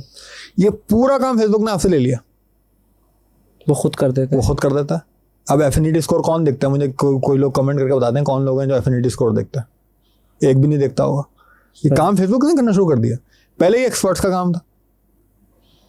अगर आपको ये नहीं आता आप टारगेटिंग ठीक तरीके से कर ही नहीं पाएंगे। लेकिन जब से एआई आया है, फेसबुक ने अपने एल्गोरिथम्स के अंदर ही ऑटोमेशन दी है, टारगेटिंग आपसे ले ली फेसबुक ने, तो अब वो सारे लोग एक तरफ हो गए जिनको यही आता था सही। टूल पे। ठीक और ये आगे और आसान हो जाएगा, एक वक्त आएगा और आसान हो जाएगा। ये अगर 10 स्टेप्स में आप ऐड लगाते हैं तो ये शायद 5 में आ जाएगा। इनको, ये वो लोग होंगे जिनको एआई रिप्लेस करेगा। लेकिन if you are digital marketing expert तो आपको digital marketing as a whole समझनी पड़ेगी, उसके फंडामेंटल समझने पड़ेंगे। टूल आपको गूगल खुद सिखा देगा, फेसबुक आपको फेसबुक ब्लूप्रिंट्स आप सीख लेंगे, टिकटॉक अकेडमी सीख लेंगे, स्नैपचैट फोकस से सीख लेंगे। टूल आपको प्लेटफॉर्म खुद सिखा रहा है। अब उसके बाहर जो काम है वो है important. 95% is the communication strategy, जिसको आपको समझनी है if you want to be an expert in digital marketing. अच्छा उसामा भाई, अभी जो अपने प्रोडक्ट ली थी ना, वो बहुत ही अच्छी प्रोडक्ट सेलेक्ट की थी। मैं तो इतने लोगों को जानता हूँ, बल्कि आसपास मेरे इतने सारे लोग हैं जो कि परफ्यूम ही बेच रहे हैं। तो बट एग्जैक्टली ठीक है, वो जो भी बेच रहे हैं, अगर आप उनको एक स्ट्रेटजी दें कि digital marketing, not Facebook marketing के टूल्स तो बहुत सारों को लगाते हैं, कम्युनिकेशन का आपने तरीका बताया, तो कौन से ऐसे फंडामेंटल के हम फंडामेंटल में रहते हुए अपनी प्रोडक्ट को सही तरीके से लॉन्च कर सकते हैं? क्योंकि हमारा काम ही यही है कि हम उनकी गलतियों को सेट कर रहे हैं। तभी मैंने देखा कि बहुत सारे आ तो गए परफ्यूम में, वो एक ऐड तो बहुत ज़्यादा ही आ रहा है वो, कि अब वो सभी देख रहे होंगे, अंकल ने बार बार परफ्यूम बेचने आ जाते हैं, बार बार स्किप करना पड़ रहा है उनको। तो ये आजकल मैंने देखा हर कोई परफ्यूम में आ रहा है। आई थिंक ये सैंडल स्टोरी की वजह से ज़्यादा है। अगर फिर भी ठीक है वो आना चाहते हैं तो क्या स्ट्रेटजी, कौन सा टूल या कौन सा प्लेटफॉर्म जो है अभी राइट टाइम पे? पहली बात तो ये कि आप किसी को देख के कोई प्रोडक्ट अगर लेकर आ रहे हैं तो आप उसी तरीके से फ्लॉप हो जाएंगे। ये तो उसूली एक बात साल नहीं, 2 साल नहीं, 3 साल बाद ही। हाँ, लेकिन अगर आपने सवाल कर ही लिया ना, आपको जवाब देता हूँ। ठीक है। पहले मुझे उस बिजनेस को स्टडी करना पड़ेगा। मार्केटिंग का कोई ऐसा ब्लूप्रिंट स्ट्रेटजी का है नहीं कि मैं दे दूंगा ये हर परफ्यूम का ब्रांड लगा लेगा ठीक है। और चलेगा। हमारे पास परफ्यूम के 2 ब्रांड्स हैं कैटेगरी जो मेरे क्लाइंट्स में आते हैं बेसिकली। पहला तो आपका सेंट्स एंड स्टोरीज हो गया। ठीक है। सेंट्स एंड स्टोरीज को इट्स बिन 2.5 साल में उनके साथ हुआ हूँ, 2.5 साल से अभी भी हूँ उनके साथ हूँ अल्हम्दुलिल्लाह। एक वो कैटेगरी है, यानी 2,500, 5,000, 3,000 के परफ्यूम की रेंज, 1,600 का भी आता है सेंट्स एंड स्टोरीज का। तो ये इसकी एक ऑडियंस का पूरा सेगमेंटेशन अलग है। दूसरा मेरे क्लाइंट है अरेबियन ऊद। इनके परफ्यूम होते हैं 70,000 के, 3 ml का इतर 18,000 रुपये मिलता है। दुनिया का सबसे बड़ा लग्जरी परफ्यूम का ब्रांड है अरेबियन ऊद। 2 कैटेगरी, दोनों मेरे क्लाइंट हैं। इन दोनों पे मैं एक स्ट्रेटजी नहीं लगा सकता, ना इन दोनों की ऑडियंस है मैं। तो पहले मैं बिजनेस को स्टडी करूंगा। स्टडी क्यों करूंगा? एक तो ये उसकी ऑडियंस समझने के लिए, दूसरी चीज़ ये कि उसका पैसे कितना है। यानी cents and stories for example, मैं एक नंबर दे रहा हूँ भाई, सेंट्स एंड स्टोरीज 100 रुपये लगाता है महीने के एड स्पेंड के ऊपर। ठीक है। दूसरे बंदे के पास 100 रुपये जिंदगी भर का जमा पूंजी नहीं है। ठीक है। तो मैं उसको वाली स्ट्रेटजी कैसे पकड़ाऊंगा? पकड़ा ही नहीं सकता। नहीं पकड़ा सकते। बड़ा ब्रांड मेरे पास आ गया, मैं एक ब्रांड को सक्सेसफुल बनाया है, लेकिन उसका एड स्पेंड 100 रुपये, अगला बंदा कहता है मेरे पास 1,000 रुपये महीने के स्पेंड करने हैं, तो अब ये स्ट्रेटजी मैं उस पर नहीं लगा सकता। सही। नाइकी एक ऐड बनाता है, बच्चा भागता हुआ आ रहा है बहुत मोटा सा, सही, एक ऐसा रोड है, बच्चा भागता हुआ आ रहा होता है, तो पहले उसका सर नजर आता है, फिर उसका धड़ नजर आता है, फिर उसकी टांगें नजर आती हैं, भाग, और उसमें कोई म्यूजिक नहीं है, कोई भी सर्च कर सकता है साइड को, कोई म्यूजिक नहीं है, कोई आवाज़ नहीं है, बस बच्चे की भागने की आवाज़ आ रही है और वो हाँप रहा है, बहुत मोटा सा बच्चा है। पहले सर नजर आएगा, फिर पेट नजर आएगा उसका, फिर टांगे नजर आएंगे, ठीक है, और फिर नाइकी के जूते नजर आएंगे, और वो भागता हुआ गुजर जाएगा और नाइकी का टिक बना हुआ आ जाएगा। ये कोई दूसरा जूता अगर बेहतर ये ऐड छाप दे, फ्लॉप हो जाएगा। क्यों हो जाएगा? क्योंकि नया ब्रांड होगा आपका, आपको दुनिया नहीं जानती, ठीक है, आपका ऐड देखने लोग नहीं बैठे हुए, और आपके समझ में भी नहीं आएगा ये टिक मार्क क्यों आगे चला गया। नाइकी को पूरी दुनिया जानती है, उस टिक को पूरी दुनिया जानती है। उन्होंने मार्केट भी नहीं करना, उन्होंने ब्रांड रिकॉल लिफ्ट देनी है खाली अपनी, कि आप याद रखें हमारे जूते को, और रनिंग करते हुए दिखा दी कि भाई रनिंग शूज में हम पायनियर हैं। अलग अलग दोनों जूते का ब्रांड है। तो पहले मैं बिजनेस को समझूंगा, बजट कहाँ वो स्टैंड कर रहा है, क्या उसकी ब्रांड पोजिशनिंग है, किस सेगमेंट ऑडियंस को वो टारगेट कर रहा है, करंट उसका स्टैट्स डेटा क्या कह रहा है, ऐड उसने क्या बनाए हुए, प्रीवियस उसका डेटा के अंदर कौन सा है, ये मुझे बिजनेस का ऑडिट करना पड़ेगा। उसके बाद मैं उसके कंपेटिटर्स को देखूंगा। सेंट एंड स्टोरी का कंपेटिटर रेवेन्यू हो ही नहीं सकता, ऐसा ही है। ठीक है, तो उसके कंपेटिटर्स क्या कर रहे हैं, हम उसकी यूनिकनेस कैसे लेकर आ सकते हैं। फिर मैं उसकी बायर प्रोफाइल्स बनाऊंगा, बायर पर्सोनास बनाऊंगा, उसके बाद निकल के आएगी कम्युनिकेशन स्ट्रैटेजी। ये कोई ब्लूप्रिंट नहीं है मैं दे दूंगा और सारे परफ्यूम ब्रांड लेकर आ जाएंगे। ये अगर ऐसा होता है तो फिर मेरे पास तो ज़्यादा अच्छा ऑप्शन है, मैं एक ब्लूप्रिंट बना दूं कि जो जूते का ये है, फर्नीचर का ये है, कपड़ों का ये है, फलाना ये, और मेरा ब्लूप्रिंट मैंने अपनी वेबसाइट पर अपलोड कर दिया, आप आए $100 दें ब्लूप्रिंट ले जाएं, हो ही नहीं सकता, ये ब्लूप्रिंट अवेलेबल ही नहीं है। और दुनिया का जो मार्केटर आपको गारंटी देता है ₹1 की भी गारंटी, एक है एस्टिमेशन मेक सेंस, एस्टिमेशन के पीछे लॉजिक्स होती हैं, हर बंदा अपनी रीजनिंग देगा, हर बंदा अपनी लॉजिक बताएगा, हर बंदा के पीछे एक्सपीरियंस होगा, उसकी कोई रिसर्च होगी, एस्टिमेट कर सकता है वो। गारंटी कोई बंदा दे दे, मार्क ज़करबर्ग नहीं दे सकता गारंटी, तो मैं और दूसरा बंदा मार्केटर क्या दे देगा, ये प्रॉब्लम है। अच्छा, जो लोग थर्ड पार्टी बंदे को हायर करते हैं और वो बोलता है कि मैं फेसबुक ऐड चला देगा, और हम उसको बोलते हैं ठीक है हमारे ऐड चला दे, तो मैं चाहता हूँ कि क्या लोग नॉर्मली उनको क्या प्रोफाइल को, अगर मैं एज एन ऑनर मैं किसी को हायर करने जा रहा हूँ तो उसके क्या फंडामेंटल मैं चेक करूँ कि इस बंदे को ये आता है या ये आता है, ये आता है। क्योंकि नॉर्मली तो एक एज अ यूज़र तो ये कहता है भाई कितने के पैसे लगेंगे, वो बोलता है भाई मुझे 10,000 देते हैं या 50,000 देते हैं, मैं ऐड चला दूँ और इतनी सेल्स आ जाएगी, आई नहीं, लेकिन 50,000 उड़ जाते हैं, फिर उसके बाद बंदा भी उड़ जाता है। भाई देखें, जब ये एक ऐसी चीज़ है कि आप असल में ये पहले जो बंदा जिस बंदे को हायर कर रहा है ना, जो बिजनेस ओनर है, उसको ही तो पहले तो उसको समझना पड़ेगा कि भाई मैं सुहाने ख्वाब देखने जा रहा हूँ या मैं कोई रीजंस की बुनियाद के ऊपर मैंने बंदे को परखना। अब प्रॉब्लम असल क्लाइंट से शुरू होता है, इसीलिए मैंने क्लाइंट का सवाल किया पहले। तो सबसे पहले वो उसको देखना चाहिए कि भाई मैं जिस बंदे के पास जा रहा हूँ बात क्या कर रहा है, सही उसकी मतलब अगर मैं आपसे फॉर एग्जांपल आप मेरे पास आए कि भाई मुझे ये मेरा ब्रांड है, मैंने इसकी मार्केटिंग करानी, ये माइक्स बेचने, मुझे इसकी मार्केटिंग करानी, तो मैं आपसे सवाल करूंगा कुछ, ठीक है, लेकिन दूसरी जगह मैं आपसे कह दूँ हाँ हो जाएगा, बजट क्या आपका, आप बोलेंगे हाँ नॉर्मली सबसे पहले बजट पूछते हैं। बजट पूछना चाहिए, बजट सवाल ये ठीक सवाल, हम भी पूछते हैं, मैं भी पूछता हूँ। बजट से आपको अंदाजा होगा ना कि आपके भाई आपकी स्ट्रेंथ एड स्पेंड के अंदर है कितनी, सही है, वो सवाल वैलिड है। मैंने आपसे सवाल किया कि आपका बजट क्या है, आप बोले 10,000 रुपये में महीने की मार्केटिंग करने है, मैं बोलूँगा हो जाएगा, कर दूंगा। हम फेसबुक पे करेंगे मार्केटिंग या गूगल पे करेंगे, फेसबुक पे आप 5,000 गूगल पे लगा देंगे, 5,000 फेसबुक पे लगा देंगे, और फलाना में 2-4 ऐड चाहिए होंगे इसके बनाने के, और ये हो गई आपकी मार्केटिंग स्ट्रैटेजी। इस बंदे से भागना है आपने, उसने सवाल क्या करना है, वो भाई आपका बिजनेस समझ रहा है, आपका पास डेटा को स्टडी कर रहा है, वो नई उस मार्केटिंग स्ट्रैटेजी उसने बना के दी है, उसके पीछे उसकी रीजनिंग से वो क्या दे रहा है, उसका पर्सनल पोर्टफोलियो क्या कह रहा है, उसने और कितने काम किए हैं, उसकी जो कंपनी है वो फ्रीलांसर है, वो कंसल्टेंट है, उसकी अपनी बैक क्या कह रही है, उसने खुद कितना काम किया हुआ, उसका करियर शुरू कहाँ से हुआ, एक क्लाइंट के पैसे पे हाथ साफ करने से ठीक है, या उसने खुद भी कभी कोई पैसा लगा के कोई बिजनेस किया, या अपने कोई ब्रांड के ऊपर मार्केटिंग की है, ठीक है, ये सब तमाम चीज़ें होनी चाहिए। अच्छा, ये कोई चीज़ ज़रूरी भी नहीं है कि अगर आप सिर्फ क्लाइंट के हाथ साफ नहीं करने चाहिए आपको, ठीक है, आप पहले या तो अगर आपने फैसला किया है, ये भी एक गलत डिबेट है, मैं चाहता हूँ इसको भी लोग तोड़ लें, कि एक बिजनेस है सर्विस देना बिजनेस को, दूसरा बिजनेस है कि मैं अपना बिजनेस खुद बनाऊंगा। बिल्कुल ज़रूरी नहीं है कि आपका अपना कोई पहले बिजनेस बना हुआ कोई बहुत बड़ा, उसके बाद आपको सर्विस बेचने में जाए। दुनिया के अंदर ये दुनिया इस तरह काम नहीं करती। कुछ लोग होते ही इसलिए कि वो मार्केटिंग में अच्छे होंगे। ई कॉमर्स ब्रांड या कोई बिजनेस बनाना, वो उसमें आप एक मार्केटर को नहीं परख सकते, क्योंकि उसके अंदर और 10 फैसले होने business as a business owner. उसकी टीम उसने क्या बनाई है, उसके बिजनेस डिसीजंस क्या कह रहे हैं, प्राइसिंग उसने क्या किया है, प्रोडक्ट कौन सा सेलेक्ट किया है, ब्रांडिंग की नॉलेज उसको है नहीं है, फिर जाके मार्केटिंग भी आ जाएगी उसके अंदर। लेकिन एक बिजनेस ओनर की फ्लॉप होने पे आप उसको ये फैसला नहीं कर सकते ये अच्छा मार्केटर या बुरा मार्केटर, ये अलग अलग दो बातें हैं। तो सर्विस जो भी दे रहा है उसके पोर्टफोलियो तो कोई होगा ना, कि उसने काम किया हुआ है तमाम चीज़ें, तो आप उसका पोर्टफोलियो भी चेक करें, उसके रीजनिंग चेक करें, उसकी जो आपने मार्केटिंग उसने स्ट्रैटेजी बना कर दी वो क्या कह रहा है, उसने आपके बिजनेस को समझा नहीं समझा, वो आपको सुहाना ख्वाब तो नहीं दिखा रहा, ठीक है। ये तमाम चीज़ें आपको देखनी पड़ती हैं, और मुझे लगता है गट फीलिंग आपकी बड़ी बात करके क्लियर हो जाती है कि आपकी गट फीलिंग क्या कह रही है।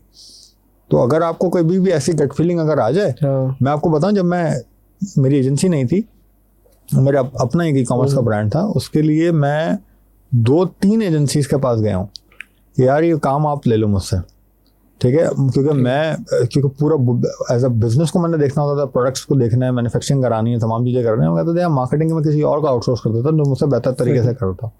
तो मैंने एजेंसीज को आउटसोर्स किया बहुत सारी दफ़ा। अब वही वाली बात है, वो एजेंसी लेती नहीं और टूल पर डिपेंडेंट हो जाती थी। तो मैं उनसे कहता था आप डीप डाइव नहीं कर रहे हैं, मतलब इन चीज़ों के अंदर क्या, या हमें कोई सजेशन दें, कोई मुझे आके बताएं कि भाई फलाना आप तो पूरा बेच ही स्टैटिक्स पर हैं, सही, आप कोई वीडियो ऐड बनवाएं, कोई सजेशन ही नहीं आ रही थी। तो टूल पर डिपेंडेंट एजेंसीज मैंने देखी, तो फिर मैं खुद मार्केटिंग पर टीम बनानी शुरू कर दी। Then I converted to marketing agency. तो हमारे अपने खुद अभी भी ब्रांड्स हैं जो हम कर रहे होते हैं, और मार्केटिंग एजेंसी भी हमारे साथ चलाई हुई।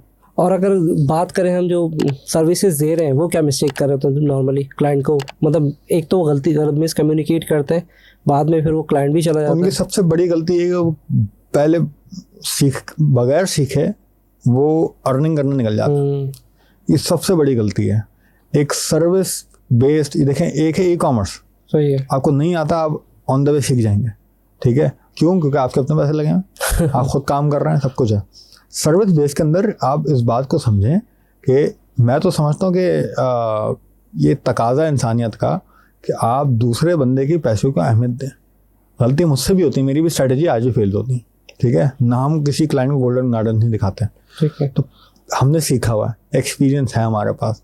अगर कोई ऐसा इंडस्ट्री के अंदर मेरे पास क्लाइंट आ जाता है जो जिस पर हमने आज तक पहले ज़िंदगी में काम नहीं किया हुआ, उसको कम्युनिकेट करता है कि भाई इस नीश के अंदर मैंने कभी काम नहीं किया, लेकिन क्योंकि मार्केटिंग के फंडामेंटल सेम है, हम इसके अंदर अप्लाई करके देखेंगे, आप अग्री हैं? बहुत दफ़ा हमें रिजेक्शन मिल जाती है। तो ये तमाम जो सच बात है, मतलब असल में आप सर्विस इंडस्ट्री के अंदर झूठ बहुत है, स्कैम। तो आप बोलेंगे मैं एक्सपर्ट हूँ, मैंने इतना $1 मिलियन स्पेंड किया हुआ है। अच्छा, एक और ये मामला ख़राब है, इतना $1 मिलियन स्पेंड करके आप एक्सपर्ट बन जाते हैं। मतलब मैं एक 15 साल के बच्चे को ऐड चलाना सिखा देता हूँ और मैं उसको $100 मिलियन का बजट दे देता हूँ, उसने स्पेंड कर लिया तो वो एक्सपर्ट हो गया। तो ये कौन से क्राइटेरिया हैं? तो क्राइटेरिया गलत सेलेक्ट किए हैं हमने। सबसे पहले जो सर्विस इंडस्ट्री के अंदर आना चाहता है, वो अपनी जिस भी स्किल सेट के अंदर आ रहा है उसको पहले प्रॉपर तरीके से समझे, उसके फंडामेंटल्स को समझे, उनकी एप्लीकेशंस को समझे। उसके बाद वो 1 या 2 5 लोगों के कंपनी में जाके काम करे, या किसी के ब्रांड्स को service they free of cost, पैसे नहीं लग रहे ना उसके, तो और कम्युनिकेट करके करे कि भाई मेरा पहली दफ़ा, मैंने आज से पहले जब मैंने पहला अपनी ज़िंदगी में क्लाइंट ऑनबोर्ड किया था, मेरा अपना दोस्त था, मैं उसको बताया था मैंने आज तक किसी दूसरे बिजनेस को सर्विस नहीं दी, और मैं तुझसे पैसे नहीं लूँगा, मैं फ्री काम करूँगा तेरा। तो ये कम्युनिकेट करते हैं आप लोगों को। क्या होगा, पहली दफ़ा नहीं आएगा, आप सच जब बोलते हैं ना तो मुश्किल होती है क्लाइंट ऑनबोर्ड करने में, मुश्किल होगी, लेकिन वो कुछ टाइम के बाद आप उसके दिमाग में रहोगे आप कि यार वो एटलीस्ट एक बंदा था फलाना, वो झूठ नहीं बोल रहा था, वो तमाम बातें लॉजिकल कर रहा था, वो ये नहीं कह रहा था मैं गारंटी दे दूंगा, मैं गारंटी देता हूँ, वो मुझे बता रहा था कि मैंने इस निश में कभी ज़िंदगी में काम नहीं किया, उसके जहन में रहेगा। और इसने ये भी बताया था कि फंडामेंटल मुझे आते हैं, मैंने ये फलाना के अंदर काम किया है, और वो भी मेरे लिए पहली निशेष नहीं, लेकिन मेरे पास सक्सेस उसकी केस स्टडी मौजूद है। उनके जहन में रहोगे आप। वो 3 जगह से चुना खाएगा, उसके बाद चौथी दफ़ा आपके पास आ जाएगा, वक्त लगेगा, आएगा। और इसी तरीके से सर्विस इंडस्ट्री के अंदर सस्टेनेबल बिजनेस बना सकते हैं आप। ये मेरा तरीका। उनको जितने भी यूथ लोग के जो हैं, मेरा एडवाइस, झूठ ना बोले अल्लाह के वास्ते, ठीक है। जिस भी स्किल सेट आप बेच रहे हैं उसको पहले पूरी उसकी फंडामेंटल, उसकी एप्लीकेशन, उसको अंदर एक्सपीरियंस हासिल करें, कहीं नौकरी करें, जॉब करें, या किसी फ्रीलांसर को आगे फ्री ऑफ कॉस्ट प्रोजेक्ट उठाएं, उनको मैसेज करें, एक्सपीरियंस गेन करें। उसके बाद जब आप कॉन्फिडेंट हो जाएं कि नहीं अब मैं कॉन्फिडेंट हूँ, अब जाएं निकलें इंडस्ट्री के अंदर और बोलेंगे हाँ मेरे पास नॉलेज है, मैं काम कर सकता हूँ। और हर एक को एक सवाल बहुत होता है कि हम क्लाइंट कैसे पकड़े, तो ये जो इसके अंदर मैं कहता हूँ कि ये सारी फजूल लोगों ने इनको सिखा दी है हमारी आवाम को, जिनके ऊपर जिम्मेदारियाँ थी हमारी कंट्री एज अ कंट्री, उन्होंने सारे फजूल टर्म्स, ये बकरा हलाल कर दो, ये दुम्बा है, वो फलाना है, मतलब सनी अली के सारे टर्म्स हैं, ठीक है। मैं तो उस वक्त भी इनसे इख्तलाफ रखता था इस बात पे, मैं आज भी रखता हूँ, मैं हमेशा रखूँगा। ये क्या टर्म्स है? मतलब इंसान हो, ये कोई इंसान पढ़े लिखे लोगों की बातें करने वाले होते हैं, लोग उसके ऊपर जो है ना वो खुश हो रहे होते थे। ये मुझे नहीं लगता कोई जाहिल लोग ये टर्म यूज़ करते होंगे। क्लाइंट हंटिंग मैं तो समझता हूँ सबसे फजूल टर्म है। क्लाइंट एजुकेशन होनी चाहिए। मैंने आज तक अपनी ज़िंदगी में क्लाइंट हंटिंग नहीं करी, मेरे पास बहुत सारे लोग आते हैं, हाँ मेरे को क्लाइंट हंटिंग का तरीका बताते हैं। मैंने कहा कभी मिल जाए तो मुझे बता देना भाई, मैं क्लाइंट हंट नहीं करता। मेरे लिए क्लाइंट इंसान है, मेरे लिए वो दुम्बा बकरी नहीं है। दुम्बा बकरा नहीं है ढूंढने जा मैं जाऊँ और उसको हंट करूँ। मैं क्लाइंट को करता हूँ एजुकेट। मेरे जो प्रोस्पेक्ट्स हैं मैं उनको एजुकेट करता हूँ। मेरा काम है एजुकेट करना। मैं पता नहीं कितने सालों से एजुकेट कर रहा हूँ, और जब मैं उनको एजुकेट करूंगा उनको ऑटोमेटिकली समझ में आ जाएगा कि इसको कुछ आता है। उनमें से कुछ लोग होंगे जो मुझे मेरे पास आ जाएंगे, और उनमें से मेरे पास कुछ केस स्टडीज बन जाएंगी, वो मेरा पोर्टफोलियो बनना शुरू हो जाएगा। सही। तो अगर मैं एजुकेट करके क्लाइंट को ऑनबोर्ड लेकर आऊंगा, रिटेन भी ज़्यादा मेरे पास रहेगा, तहम्मुल पेशेंस भी के साथ भी रहेगा। और आपको मैं बड़े मज़े की बात बताऊँ, ये मैं आप कभी आप आएंगे मेरे ऑफिस तो मैं आपको पूरी चीज़ें दिखाऊंगा, सिर्फ बातें नहीं करता हूँ। मेरे बहुत सारे ऐसे क्लाइंट्स हैं जो हमारे पास से ऑफ बोर्ड हुए हैं कि भाई आप हमने हमारे KPIs पूरे नहीं किए। अब जाहिर बात है बिजनेस कट होती है, हर चीज़ का होता है, हमारे साथ भी होता है। लेकिन वो जाने के बाद आज तक क्लाइंट हमें रेफर कर रहा होता है। क्यों कर रहा है? यही तो चीज चाहिए होती है। क्यों कर रहा है? उनको कोई वजह होगी ना। हमने उनको गोल्डन गार्डन दिन नहीं दिखाए थे कभी। हम अगर कोई कैंपेन फेल होती थी हमारी तो हम उसके पीछे रीजन तलाश करते थे और उनको जाके बता रहे होते थे कि रीजन है। तो वो क्यों रेफर कर रहा है हमें? वो तो हमारे साथ काम नहीं करता, उनको तो हमने KPI भी पूरा नहीं किया, लेकिन उनको समझ में आई। तो जब आप सही तरीके से काम करते हैं तो आप सस्टेनेबल बिजनेस बनाते हैं। ये दुम्बा बकरी और हंटिंग और ये सब फजूल लोग काम करते हैं। मतलब ये तो मुझे तो लगता ही नहीं है कि इंसान होगा जो ये बातें कर रहा होगा। तो ये असल में लैक ऑफ एजुकेशन है। ये वही है कि आप जाके देखें सेल करना क्या है। फिर वो एग्जांपल ले लेते हैं, तहसीन भाई मेरे पास आए कि मेरा फलां बिजनेस है, मेरा कर लोगे? बोलूँ हाँ कर लूँगा। 10 का ROAS चाहिए मुझे, 5 का आ रहा है अगले महीने, कर लोगे ना? बोलूँगा हाँ कर लूँगा। आप मुझे 1 मिनट में पैसे दे देंगे। पैसे आ गए मेरे पास। इसको बोलते हैं, सॉरी मैं गलत लैंग्वेज यूज कर रहा हूँ, काटना। हाँ काटना, इसका एक और भी अल्फाज यूज होता है। हाँ वो मैं थोड़ा जो सबसे तहजीब वाला अल्फाज मिला मैं आपको बता दिया। वो काटना, मैंने आपको काट दिया। आपसे 50,000 रुपए 1 लाख रुपए ले लिए, सही है। उस महीने रिजल्ट नहीं आएंगे क्योंकि ना मुझे आता है, ना 5 से 10 का ROAS 1 महीने में हो सकता है, पॉसिबल भी नहीं है। अब आप अगले महीने मुझसे शुरू होगा, मैं आपको इनवॉइस भेजूंगा, आप बोलेंगे 1 मिनट भाई आपने तो KPI पूरा नहीं किया, तो मैं आपको किसी तरीके से कहना हाँ तो इसमें इस महीने पक्का हो जाएगा। तो आप बोलोगे यार 1 महीने जब मैंने जाती है 1 और महीने दे दूंगा, तो 2 महीने की इनवॉइस में आपसे ले ली। इसको बोलते हैं काटना। सही, ठीक है। सेल्स मेरे हिसाब से ये है नहीं। आप वो क्लाइंट आप मेरे पास आएंगे और आप बोलेंगे भाई मेरे पास 5 का ROAS आ रहा है, 10 पे जाना है, तो मैं पहले आपसे कुछ सवाल करूंगा, उस सवाल के आप जवाब देंगे, उस जवाब के बाद अगर पॉसिबल लग ही नहीं रहा होगा तो आपको क्लियरली बताऊंगा 1 महीने में हो नहीं सकता। इसको तो 6 महीने लगेंगे, 1 साल लगेगा, 10 साल लगेंगे, 2 महीने 3 महीने लगेंगे, जो भी आपके बिजनेस को मैं पहले अंडरस्टैंड करके। और ये भी एस्टिमेशन है तहसीन भाई, ये मैं आपको गारंटी नहीं दे सकता। लेकिन जो हम हर कैंपेन लगाएंगे उसमें फेलियर भी आएंगी और हम उस फेलियर को स्टडी करेंगे और इम्प्रोवाइज करते रहेंगे। इंशाल्लाह एक दिन हम कोई कर लेंगे इसको। आप शायद नहीं आओगे मेरे पास, लेकिन 3 दफा 10 खा के 4थी बार आपको मेरे पास आना पड़ेगा। इसको 6 महीने बाद आना पड़ेगा ना, क्योंकि हर एक बंदा 2-2 महीने के पैसे 2 महीने पैसे ले लेगा। हाँ। तो अब मेरे लिए मुश्किल हो गई, लेकिन जब आप 6 महीने मेरे पास आएंगे ना तो लंबा टिकेंगे, क्योंकि आप उस अलाइनमेंट के साथ आएंगे कि ये अब 1 महीने में हो नहीं सकता, इसको वक्त लगेगा। तो ये सारी वो चीज़ें हैं जो आपको पहले समझनी है। मैं कहता हूँ क्लाइंट हंटिंग से बिल्कुल भागें इस वर्ड से। क्लाइंट एजुकेशन, आप क्लाइंट को एजुकेट करेंगे, अपने प्रोस्पेक्ट को एजुकेट करेंगे, यही काम है आपका। और एजुकेट करने के बाद क्या होगा, आप नहीं लेकर आएंगे ना, लेकिन आपने कम से कम एक इम्पैक्ट तो छोड़ा मुल्क के अंदर कि आपने कोई एक बात बता दी। हो सकता है वो बात गलत हो, लेकिन आप तो उस बात को ठीक समझते थे ना। और दूसरी चीज, आप ठीक समझते हो उस बात को, फिर बताएं। आपके पास एक्सपीरियंस होना चाहिए उस चीज़ का। आपने ये नहीं 4 लोगों से यहाँ से बात सुनी और 4 किताबें पढ़ी, उनमें से एक अक़वाले ज़री निकाल ली उनके अंदर से और आगे बता दी कि भाई ये तो मैं तो बड़ा कोई तुर्रम खान कोई चीज़ हूँ। एक्सपीरियंस होना चाहिए आपको। ये बड़ी जिम्मेदारी होती है आपके एज आ, भले आपको 10 लोग सुन रहे हो, 100 लोग सुन रहे हो, हम वो कहते हैं ना व्यूज़ नहीं मिल रहा है, 1000 व्यूज़ आ रहे हैं बस मेरे पास। अब 1000 व्यू ऑडिटोरियम होता है पूरा, तो 1000 लोग भी अगर आपका एक कंटेंट सुन रहे हैं, ठीक है, तो इसका मतलब ये हुआ कि आपके ऊपर वो जिम्मेदारी थी एज अ कंटेंट क्रिएटर। 1000 लोग भी अगर आपको सुन रहे हैं तो आपने सही बात करनी है जो आपको ठीक लगती है, ईमानदारी के साथ। अगर आप ये नहीं करोगे तो मेरे हिसाब से तो ये बात भी आपने क़यामत वाले दिन अल्लाह ने पकड़ लेनी आपकी, कि आपको खुद ना खुद पता था और आपने 1000 लोगों को गलत राह पे लगा दिया, तो आप जिस पर आप खुद अनक्लियर थे। तो कंटेंट क्रिएटर्स की तो सबसे बड़ी जिम्मेदारी यही है कि वो सही लोगों के साथ मामलात करें और सही तरीके से मामलात करें और लोगों को सही बात एजुकेट करें, भले उनका नुकसान हो रहा हो। ये समझना चाहिए सारी तमाम ठीक है। एक एक बंदे को। अच्छा, कभी इस तरह का चैलेंज आया आपके पास कि आपने एक बजटिंग की, मतलब लाख रुपए की बजट की, और क्योंकि फेसबुक कंटिन्यूसली प्राइस बढ़ाता है और प्राइस बढ़ता चला गया और वो मिसकमिटमेंट के अंदर आया हो कभी? देखिए, हम पहले से क्लियर होता है। अच्छा, आइडिया होता है। अब क्लाइंट को जब भी सीपीएम ऊपर जा रहा होता है, जाहिर बात है कैंपेन फेल हो गई, तो हम उसको स्टडी करेंगे ना, तो स्टडी करके पता लगा कि भाई सीपीएम ऊपर गया है, तो अब हम क्लाइंट को बताएंगे कि हमारे हाथ में नहीं है। ठीक है, इससे तो सीपीएम तो फेसबुक के कंट्रोल में होता है, ये तो बिल्डिंग प्लेटफॉर्म है। अब मुझे यहाँ पे भी एजुकेट करना पड़ेगा उसको कि बिल्डिंग प्लेटफॉर्म कैसे काम करता है, ये वो फंडामेंटल है। अभी मुझे पता ही नहीं होगा तो मैं हर दूसरे सवाल पता क्या कर रहा हूँ, यार वो कॉल करेंगे, रिजल्ट नहीं आया, यार वो सीपीएम को हाई लो करने कोई टेक्निक है तुम्हारे पास, अब हम जवाब ढूंढ रहे होंगे। तो फंडामेंटली अगर हमें पता ही नहीं है कि फेसबुक का एल्गोरिथम के सीपीएम्स कैसे काम करते हैं, बिडिंग सिस्टम क्या कैसे काम करता है फेसबुक का, गूगल का, यूट्यूब का, टिकटॉक का, तो हम क्लाइंट को कैसे एजुकेट करेंगे? हम फिर क्या कर रहे होंगे, फिर अपनी सफाई पेश करने में, क्लाइंट को रिटेन करने में 10 झूठ बोल रहा हूँ एक को बचाने के चक्कर में। तो वो वही फंडामेंटल था। या आपने पहले फंडामेंटल, जिस प्लेटफॉर्म पर मार्केटिंग कर रहा है आप, उस प्लेटफॉर्म को नहीं समझा आपने, उसका एल्गोरिथम नहीं समझा कि कैसे, एल्गोरिथम ही नहीं समझा, ये फंडामेंटल है।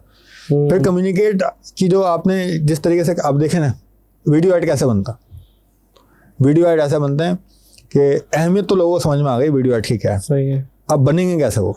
अब बनेंगे ऐसे कि भाई या तो वो एजेंसी खुद प्रोडक्शन कर रही होगी या वो किसी को आउटसोर्स कराएगी। अब हम बोलेंगे, एजेंसी बोलेगी फॉर एग्जांपल भाई हमें 3 वीडियो ऐड चाहिए, ठीक है, तो आप हमें 3 वीडियो ऐड बनवा के दे दें। अब वो 3 वीडियो ऐड वो एक बंदे के पास जाएगा, एजेंसी के पास, बोलेगा भाई मेरा ये प्रोडक्ट है, मुझे 3 वीडियो ऐड चाहिए। वो अपनी एक्सपीरियंस के अकॉर्डिंगली वीडियो ऐड बनाएगा, आपको दे देगा। अब आप जानमाज बिछाए होंगे कि मेरे वीडियो ऐड चल जाए, अल्लाह करे। उसके पीछे आपने ना बायर पर्सोना क्रिएट किया, वही वाली बात, ना एक्टर कौन आएगा, वो कैसे बात करेगा, उसकी टोन क्या होगी, मैंने बात क्या कर रही है, जो वीडियो एड्स के 5 रूल्स होते हैं वो मैंने अप्लाई करूँ, कौन सा ऐड कैसे बनना है, ब्रांड पोजीशनिंग मैंने कैसे मेंटेन रखनी है, कुछ भी नहीं है उसके अंदर। सही। तो बस वो एजेंसी के ऊपर आप रिलाई कर रहे हैं कि वो अच्छा ऐड बना के दे देगी आपको। ये बिल्कुल गलत तरीका है। लकीली शायद काम हो जाए, लेकिन लक पे जिंदगी गुजर रही है ना, लक पे चलते हैं ना हम लोग काफी। दूसरी जगह आप सारे काम करें, हाँ, दूसरे सिचुएशन में आप सारे काम करें और फेल हो जाए तो एटलीस्ट कम से कम दिल तो मुतमईन होगा कि भाई सारी एफर्ट डाल के सब कुछ किया है, वो लक पे नहीं गुजर रहे होंगे। मैं तो अक्सर ये कहता हूँ कि मार्केटिंग करने के 2 तरीके हैं। एक दुनिया का सबसे आसान तरीका है और बहुत मुश्किल 2 महीने में सीख लेंगे आप, ठीक है। और एक दुनिया का सबसे मुश्किल तरीन तरीका, सबसे बोर, सबसे मुश्किल, सबसे फ्रस्ट्रेटिंग और सबसे लंबा, बताया कौन सा सीखेंगे? पूरी दुनिया स्पेशली पाकिस्तानी बोलेगा शॉर्टकट बताओ। शॉर्टकट 2 महीने में मैं बता देता हूँ, वो शॉर्टकट में बता देता हूँ। आप जाएं कोई भी प्लेटफॉर्म के ऊपर, कैंपेन पब्लिश करें और जाना मत बचा दें और दुआएं करें अल्लाह ताला से। ये शॉर्टकट चल जाएगा तो बस बेहतरीन, तो क्लाइंट बोले मैंने क्या काम कर दिया, और नहीं चला तो वो कोई बात नहीं, कोई दूसरा दुम्बा मिल जाएगा काटने के लिए आपको। सही है। दूसरा तरीका जो मैं इस्तेमाल करता हूँ वो मुश्किल है, उसमें आपको सीखना पड़ेगा, उसमें बोरिंग काम करने पड़ेंगे, उसमें फ्रस्ट्रेशन होंगी, उसमें अंदर आपको डीप डाइव करना पड़ेगा, ये तमाम काम करने पड़ेंगे। ये मुश्किल काम, लेकिन सस्टेनेबल यही है और आपको स्टैंड आउट यही करेगा। तो अब आप फैसला कर लें, या आपने यही करना है या जहन्नमात बचानी है। दोनों ऑप्शन है आपके पास है। लेकिन अगर मैं चाहता हूँ itself as an Usama Khan, मैं अपने आप को कैसे अपडेट रखता हूँ, आज के इतने चीज़ें जो डे टू डे इतनी तेज़ी से अपडेट हो रही है, मैं कहता हूँ तो हर रोज़ कुछ ना कुछ पढ़ना पड़ता है, तो आप अपने आप को कैसे अपडेट रखते हैं? मैं फिर वही बात कहूँगा कि जब आप फंडामेंटली कोई चीज़, जैसे फेसबुक अगर कोई फंडामेंटल के अंदर कोई चीज़ चेंज कर देता है, जैसे पहले एड सेट के ऊपर टारगेटिंग होती थी, ठीक है, तो मैं पहले एड सेट के ऊपर फोकस करता हूँ। अगर जनरल बात करेंगे, अगर न्यूज़ से रिलेटेड बात करें, न्यूज़ से रिलेटेड अपडेट रहते होंगे, फिर बहुत सारे टूल्स हैं, ओके, मतलब गूगल के टूल्स अपडेट हो रहे हैं, फिर वो जेमिनी आ गया, चैट जीपीटी आ गया, देन कौन सा प्लेटफॉर्म को आप ज़्यादा प्रेफर करते हैं? इसमें तो देखें ये टाइम मैनेजमेंट होती है। ठीक है, टाइम मैनेजमेंट के अंदर मेरा जो हर किसी का ये अपना होता है, हर बंदे को अपनी ज़िंदगी के अंदर मसरूफियात, उसके मामला अलग होते हैं। मुझे ऐसा लगता है कि मेरा जो एनालिटिकल माइंड है ना, वो खुलता है 8 बजे के बाद। तो मैं हर अपनी सुबह या कैंपेन रात रात के 8 बजे के में 8 बाद। बजे का तो तो मैं रात के 8 बजे के बाद ही कोई कैंपेन को ऑडिट करने बैठता हूँ अगर मुझे करनी होती है। वैसे तो अलहमदिल्ला हमारी टीम काफ़ी बड़ी हो गई है, तो मैं अपनी टीम को ट्रेन भी कर रहा हूँ, साथ मेरी टीम अच्छे तरीके से मुझे निकाल के दे भी देती है। लेकिन अगर कोई ऐसा क्लाइंट है, कोई बड़ा है, तो डायरेक्टली अगर मेरी उसके अंदर इन्वॉल्वमेंट हुई हुई है उस बिज़नेस के अंदर, तो मैं उसको खुद भी ऑडिट कर रहा होता हूँ। तो 8 बजे के बाद करता हूँ मैं। फिर ये मेरा सीखने वाला मामला, वो कुछ भी हो, वो चाहे रिलीजन हो, चाहे मेरे डिजिटल मार्केटिंग हो, चाहे ब्रांडिंग हो, चाहे कोई और स्किल हो, तो वो मैं करता हूँ रात 12 बजे के बाद, जब मेरे बेगम बच्चे सब सो जाते हैं और मैं अब अकेला हूँ। अपने दूसरे कमरे में मैंने गया, स्टडी टेबल मैंने लगाई भी है, अब मैं वहाँ बैठ के 12 बजे के बाद मेरा काम शुरू होगा। तो लर्निंग वाला मामला। अब मेरा जो रूटीन है वो ये है जो मेरे लिए गोरे का सुबह होता है ना असल में, इस वजह से आप कह रहे हैं। नहीं, मैंने सुबह भी कोशिश की है। मैं फजर की नमाज से पहले उठ जाता था और फजर की नमाज पढ़ ली मैंने, उसके बाद मैं सोऊंगा नहीं। तो अब मैं पूरा ये करने जाऊँगा। रमज़ानों के अंदर मेरी रूटीन यही होती है बाय द वे, कि मैं सहरी के बाद मैंने सहरी करी, अब मैं कुछ चीज़ सीखने बैठूंगा, 2-3 घंटे में सीखूंगा, उसके बाद सो जाऊँगा, फिर जाऊँगा काम पे, काम कर लूँगा। तो कोई ना कोई, हर किसी के दिमाग अलग तरीके से काम करता है, तो वो अपने हिसाब से टाइम मैनेजमेंट करे, 1-8 घंटा लाजमी निकाले कि वो अपनी इसको करे। अब देखिए, मैं पता नहीं हम कुछ ना, मैंने बड़ी वीडियोस बनाई हैं, तो मेरी कभी किसी पॉडकास्ट में, कभी मेरे अपने पेजेस के ऊपर डिफरेंट क्लिप्स हैं, पॉडकास्ट्स हैं, तो जिसमें मैंने फेसबुक ब्लूप्रिंट की बात की है। मैं तो बोलता हूँ कि फेसबुक को तो ये आइडेंटिफाई करना चाहिए एक बंदा उनके प्लेटफॉर्म की जो इतनी बड़ाइयाँ करता है। हमने कलेक्ट किया कि हमने कितने व्यूज़ आ गए हैं इसके ऊपर, कितनी लोगों तक मैंने बात पहुँचा दी है ना। तो 55 मिलियन व्यूज़ हमारे पास आए, जिसमें मैंने सिर्फ फेसबुक ब्लूप्रिंट की बात की। 55 मिलियन व्यूज़ है। व्यूज़ सारी वीडियोस को मैं अगर मिला लूँ 55 निकाला कैसे आपने इसका? तो निकले मेरे जितनी भी नोन मेरी थी, मेरी अपनी एक रील्स हैं जिस पर 2.2 मिलियन है, एक पर 2.8 मिलियन है, एक पर 1. वो कंपाइल किया ना कितना बन रहा है डाटा, तो 55 मिलियन व्यूज है, जिस पे मैंने फेसबुक ब्लूप्रिंट बताया कि फेसबुक ब्लूप्रिंट करना चाहिए आपको। उस 55 मिलियन व्यूज में से कितने मिलियन लोग हैं जिन्होंने फेसबुक ब्लूप्रिंट पढ़ लिया? नहीं पढ़ा। मैं आज तक पढ़ता हूँ। हर 6 महीने के बाद मेरा एक रिमाइंडर लगा हुआ था, मैं अगले 4 दिन मेरे ब्लॉक होते हैं 6 महीने।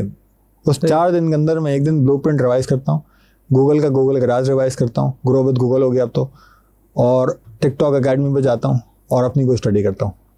ये 4 दिन ब्लॉक होते हैं मेरे एवरी 6 मंथ्स।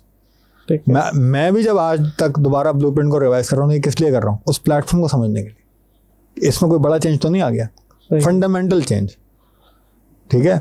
तो वो मैं अपडेट भी रहूँगा, और डेली बेसिस के ऊपर मैं आधा घंटा 1 घंटा किसी और के पॉडकास्ट सुन ली। ये भी एक तरीका होता है सीखने का कि ये बंदा क्या बात कर रहा है, ये बंदा क्या पहले। लेकिन मैं बंदों की प्रोफाइल्स बनाता हूँ कि मुझे वो बंदे नहीं चाहिए जो आके बोले कि आओ मैं तुम्हें $10,000 बनाना सिखाता हूँ। मुझे वो बंदे नहीं चाहिए। पैसे देंगे अल्लाह ताला, ठीक है, इसकी स्ट्रेटेजी नहीं देगी। मुझे तो सीखनी है स्किल। नहीं, बहुत अच्छी बात हाँ, स्किल कौन सिखाएगा? $10,000 मैं खुद बना लूंगा, तो स्किल सिखा मुझे कोई। तो मैं बड़े जो नाम है, निक शकलफर्ड हो गया, एलेक्स फतेतॉफ हो गया, टिम बर्ट हो गया, बहुत सारी और लोग, उसमें फीमेल्स भी आ जाती हैं। उसमें मैं देखता हूँ कि इन्होंने लिंक्डइन में क्या पोस्टिंग की हुई है, इनकी कोई नई पॉडकास्ट तो नहीं आ गई, या और पॉलिटिक्स से मैं बिल्कुल दूर भागता हूँ भाई। कि मैंने फैसला कर लिया था कोई 3 साल पहले कि मैं न्यूज़ नहीं देखूंगा, क्योंकि उस पर सिर्फ केओस है। तो मेरा अच्छा खासा टाइम वहाँ से बच जाता है।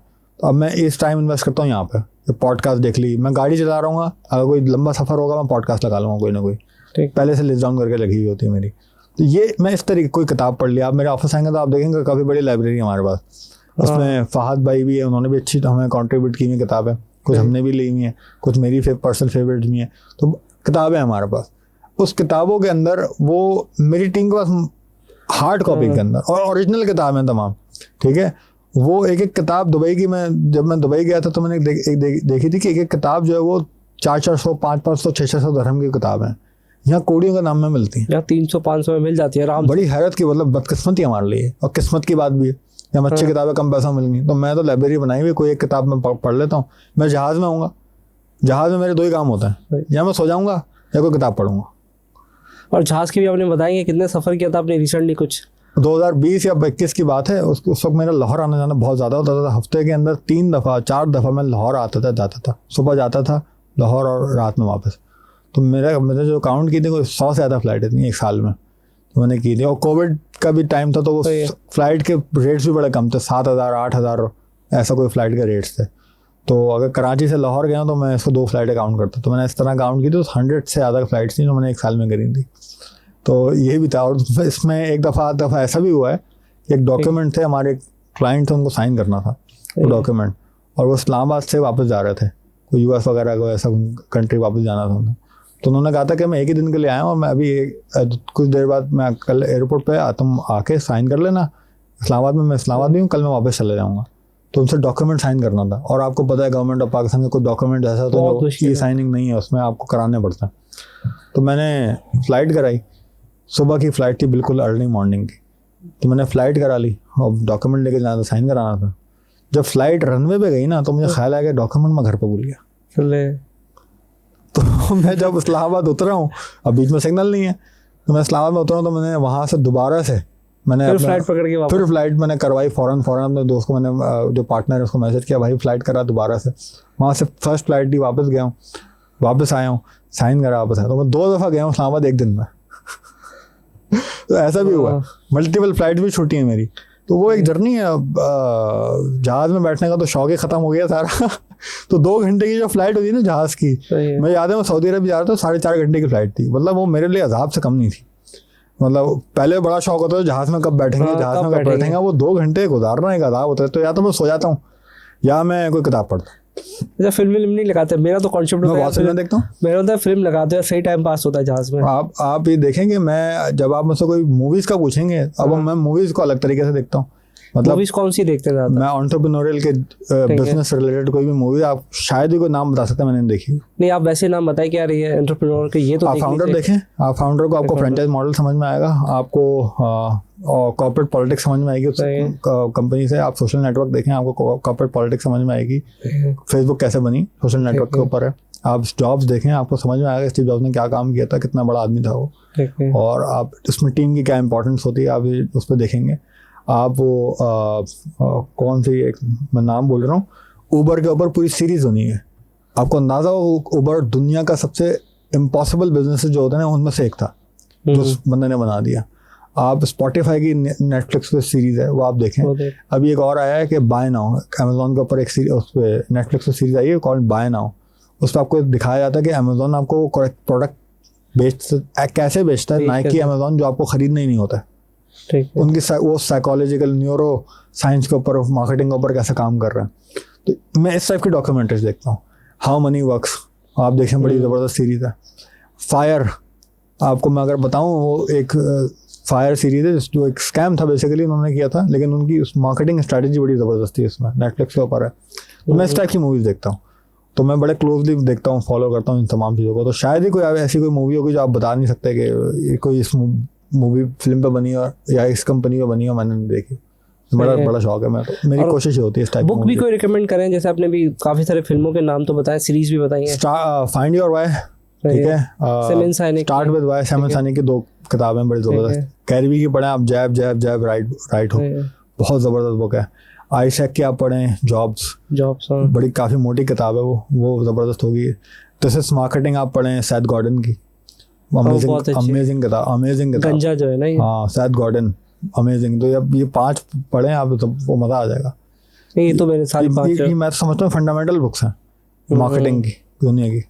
कोई एक होता है कि पीस ऑफ एडवाइस होती है न्यूज़, जो मुझे कहीं से मिली थी कि यार ये एक मुझे पीस ऑफ एडवाइस मिली थी अपनी फैमिली मेम्बर से, या मुझे, और वो मैं कहता हूँ कि यार ये जिसने मुझे चेंज किया है और मैं आगे पास ऑन करना चाहता हूँ।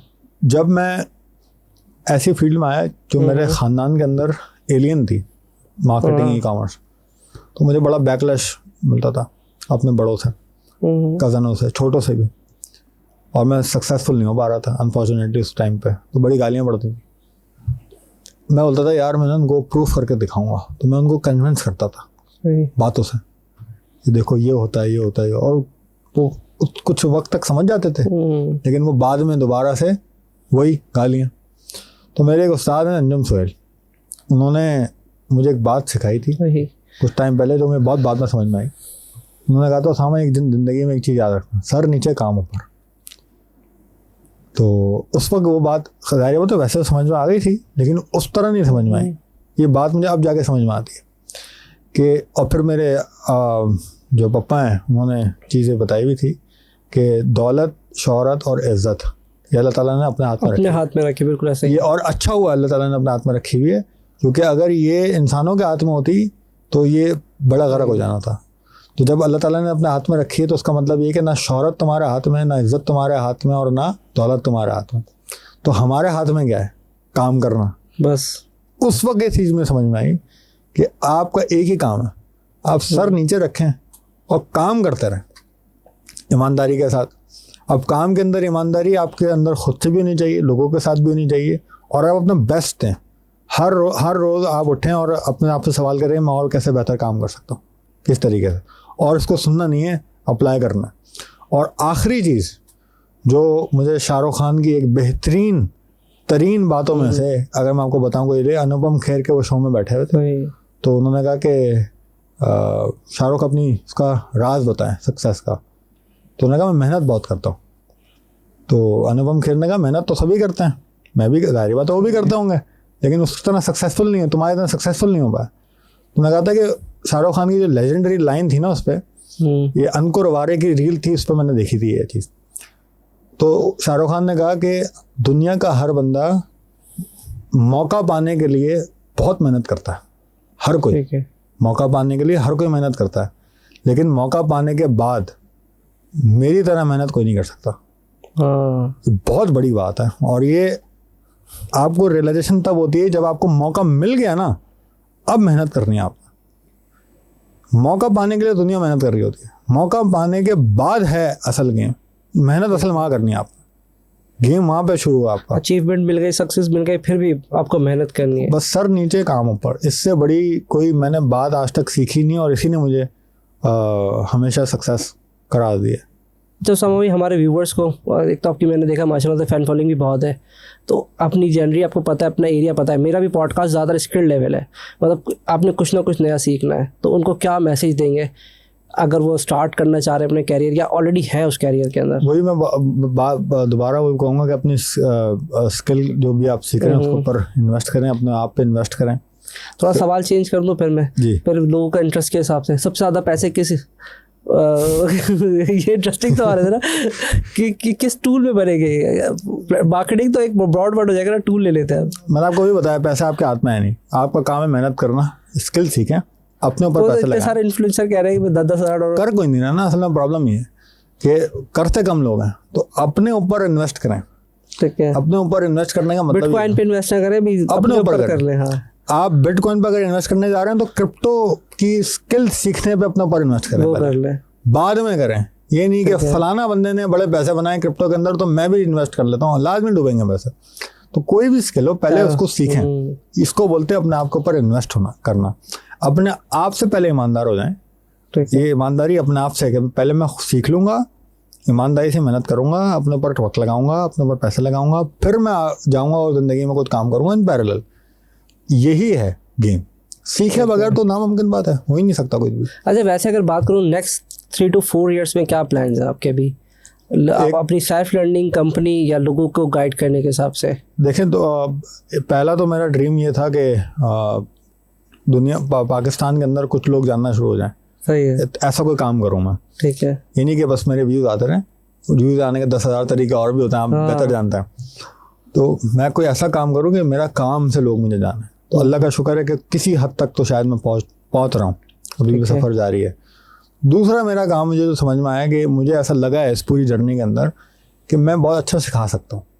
ये लोगों ने मुझे फीडबैक दिया है, ये मेरा अपना गुमान नहीं है। पहले था, लेकिन जब मैंने 1-2 दफ़ा ट्रेनिंग कराई तो लोगों ने मुझे फीडबैक दिया, तो हमें आप सिखाते बड़े अच्छे तरीके से। फिर जब मैं अपनी टीम को सिखा रहा होता हूँ तो 4 ऐसे लोगों को मैंने सिखाया जिन्होंने मुझे आगे बताया कि हमें तो आज तक कोई सिखा ही नहीं सका, तो आप क्या सिखाएंगे, वो भी सीख गए। तो उसका और उन्होंने फीडबैक दिया। अच्छा, मेरा इसका उल्टा है, पता है आपको? अच्छा, भाई आप सिखा नहीं सकते हो, और ये बड़ी अच्छी बात है।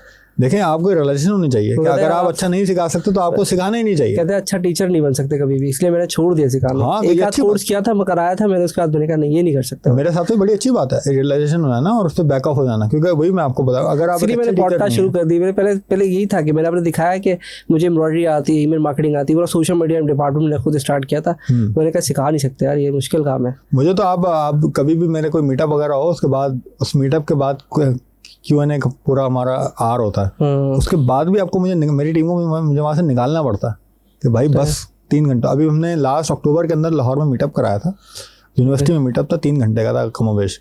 उसके बाद मैं यूनिवर्सिटी के अंदर खड़ा रहा हूँ आधे पौने घंटे, लोगों ने सवाल किए। उसके बाद यूनिवर्सिटी वालों ने बोला भाई बंद करनी है हमने, क्योंकि हम इतवार के दिन हमने किया था, मेरे ख्याल हफ्ते के दिन या इतवार के दिन यूनिवर्सिटी बंद करनी है हमने। उसके बाद मैं रोड पे खड़ा हुआ हूँ बाहर और 3 घंटे खड़ा रहा हूँ और बताते। और ये एक वाकया है, कराची के अंदर किसी और के मीटअप में गया था मैं नाम नहीं ले सकता, किसी और के मीटअप के अंदर गया था मैं, गुलशन, मेरा घर नॉर्थ नाज़िमाबाद में, नॉर्थ नाज़िमाबाद से मैं गुलशन गया था। मैं वहाँ इन्वाइटेड भी नहीं था, मैं वहाँ सिर्फ गया था कि मैं कुछ सीखने को मिल जाऊँ। तो उन्होंने मुझे बड़ी इज्जत दी, उन्होंने आगे बैठा लिया। तो आगे बैठा लोगों ने सवाल मुझसे भी करना शुरू कर दिए। अब सवाल किए ही थे शुरू, अभी वो मीटअप शुरू ही हुआ था, बारिश हो गई और जिन्होंने साहब ने मीटअप कराया था वो खुद भी चले गए वहाँ पे, वाहिद में वहाँ पे खड़ा हुआ था। और उन लोगों ने की मेहरबानी थी कि लोगों ने छतरी खोल के मेरे ऊपर रख दी थी, और ये बात 2-3 साल पुरानी हो गई है, छतरी रख दी थी और मैं वहीं खड़ा हुआ था और मैं सवालों का जवाब दे रहा था और 2 घंटे तक खड़ा रहा हूँ। किस तरह के लोग नॉर्मली सवाल करते हैं, ये भी तो एक इम्पोर्टेंट पॉइंट है। अलग अलग सवाल होते हैं, मतलब वो कैंपेन से रिलेटेड कर रहे होते हैं, जनरल कर रहे होते हैं आपसे, वो जितने भी लोग मुझसे जनरली सवाल कर रहे होते हैं वो तमाम गलतियाँ मैं आपको इसलिए बता रहा था कि वो गलती जाती ही फंडामेंटल की लैक ऑफ अंडरस्टैंडिंग है। तो सबसे मतलब मेरी जबान थक गई है, मेरी टीम मुझसे बोलने शुरू हो गई और सामने एक बात तुम, क्योंकि वो मेरे साथ होते हैं, कहते हैं एक ही बात इतनी दफ़ा, कोई दिन में कोई मुझे 4-4 दफ़ा रिपीट करनी होती है अलग अलग लोगों से, और मैं उसी एंथुसियाज्म के थ्रू कर रहा होता हूँ। इसीलिए शायद मैं अच्छा टीचर हूँ, ठीक है। तो अब मैं एक अच्छा टीचर हूँ, तो जो आपने सवाल किया था उस पर अब जो मेरा नेक्स्ट मुझे ऐसा लगता है कि मैं थोड़ा सा एजुकेशन की तरफ अच्छा आइडिया, बिल्कुल सही पकड़ा आपने। एजुकेशन के 2-3 तरीके थे मेरे पास, मैं पेड ट्रेनिंग्स भी कराता था और मैं शायद उसको कंटिन्यू करूँ किसी लाइफ को। अभी मैंने छाजाओं के साथ रिकॉर्डिंग करके वो उनके साथ कोलैबोरेशन की हुई भी है, लेकिन मैंने एक कम्युनिटी बनाई है, पेड कम्युनिटी। एक मेरी कम्युनिटी फ्री वाले मैंने बनाई, कोई 30-35-40 हज़ार लोग थे फ्री वाले, वो सब सेल्फियाँ लेंगे आपके साथ, वो यही वो है, एक ट्रेंड है। 30-40 हज़ार लोग हैं उसमें, और वो डेट पड़ी रहती कम्युनिटी, उसके अंदर कोई सवाल नहीं है, एक दूसरे को हेल्प नहीं कर रहा। तो मैंने कहा यार तो फायदा नहीं है, तो मैंने एक बनाई पेड कम्युनिटी, उसके अंदर भी सिर्फ 100 लोग हैं, ठीक है, सिर्फ 100 लोग हैं, और हम उसको मार्केट इस तरह कर ही नहीं रहे कि तू आ जा पैसे बनाएगा, नहीं भाई, हम तो सिर्फ मैं सिखाऊंगा, ना नौकरी देने की कमिटमेंट है भाई, ना मैं डॉलर बना लोगे इसकी कमिटमेंट है, ना तुम्हारी मार्केटिंग का रोज 200 के 10 पैसे लाए, कोई कमिटमेंट ही नहीं है। मैं सिखाऊंगा, लाइक माइंडेड लोग चाहिए, सिर्फ मैं नहीं सिखाऊंगा, क्योंकि कम्युनिटी 2 वे होती है, वो फिर लेक्चर होता है जो 1 में होता है। तो ये कम्युनिटी मुझे चाहिए लाइक माइंडेड लोग जो यहाँ पे आएंगे, मैं भी सिखाऊंगा, लेकिन सीखने के बाद अब उनके ऊपर भी जिम्मेदारी होगी कि वो आपस में चीज़ों को सीखें। तो अल्हम्दुलिल्लाह बड़ी बेहतरीन एंगेज्ड कम्युनिटी, हमने उस कम्युनिटी का नाम रखा मार्केटिंग वॉरियर्स। और इसका नाम रखने के पीछे लॉजिक ये थी कि everyone is a warrior in their life, right. तो हर बंदा एक वॉरियर है और मैदान में गया हुआ है, तो उसको सीखेगा, सारी चीज़ें करेगा। तो मार्केटिंग वॉरियर्स हमने कम्युनिटी का नाम रखा है।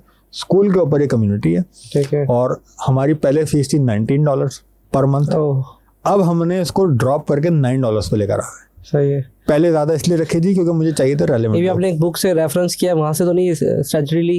क्योंकि जब स्टार्टिंग में पेपल आया था तो उन्होंने भी $19 से स्टार्ट किया था, फिर वो $9 पे। मुझे नहीं पता इस बात का, ये मैंने नहीं ये बहुत कामयाब स्ट्रेटजी आपकी। अच्छा, तो मैंने $19 रखे ताकि मेरे पास रेलेवेंट लोग आए, ऐसा ना हो कि बस वो सिर्फ for the sake of community joining आए। $19 आए, 2 महीने मैंने उन लोगों के साथ वक्त गुजारा, मल्टीपल लाइव सेशंस किए, मल्टीपल वीडियोस हैं उसके अंदर, फेसबुक एड्स के एल्गोरिदम, फेसबुक एड्स, आपके लाइव सेशन हैं मेरे अंदर, उसमें लोगों ने सवालात किए हैं, ब्रांडिंग के ऊपर बात की, अपने बायर पर्सोना कैसे बनता है, ये तमाम चीज़ें मैं आपको बता रहा हूँ। उसके अंदर वहाँ पे मैंने डाली हुई हैं।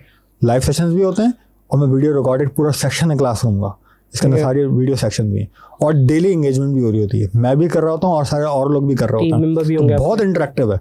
जब वो लोग कुछ सीख गए और एक कल्चर बन गया कम्युनिटी का, अब लोग सिखाने आ गए।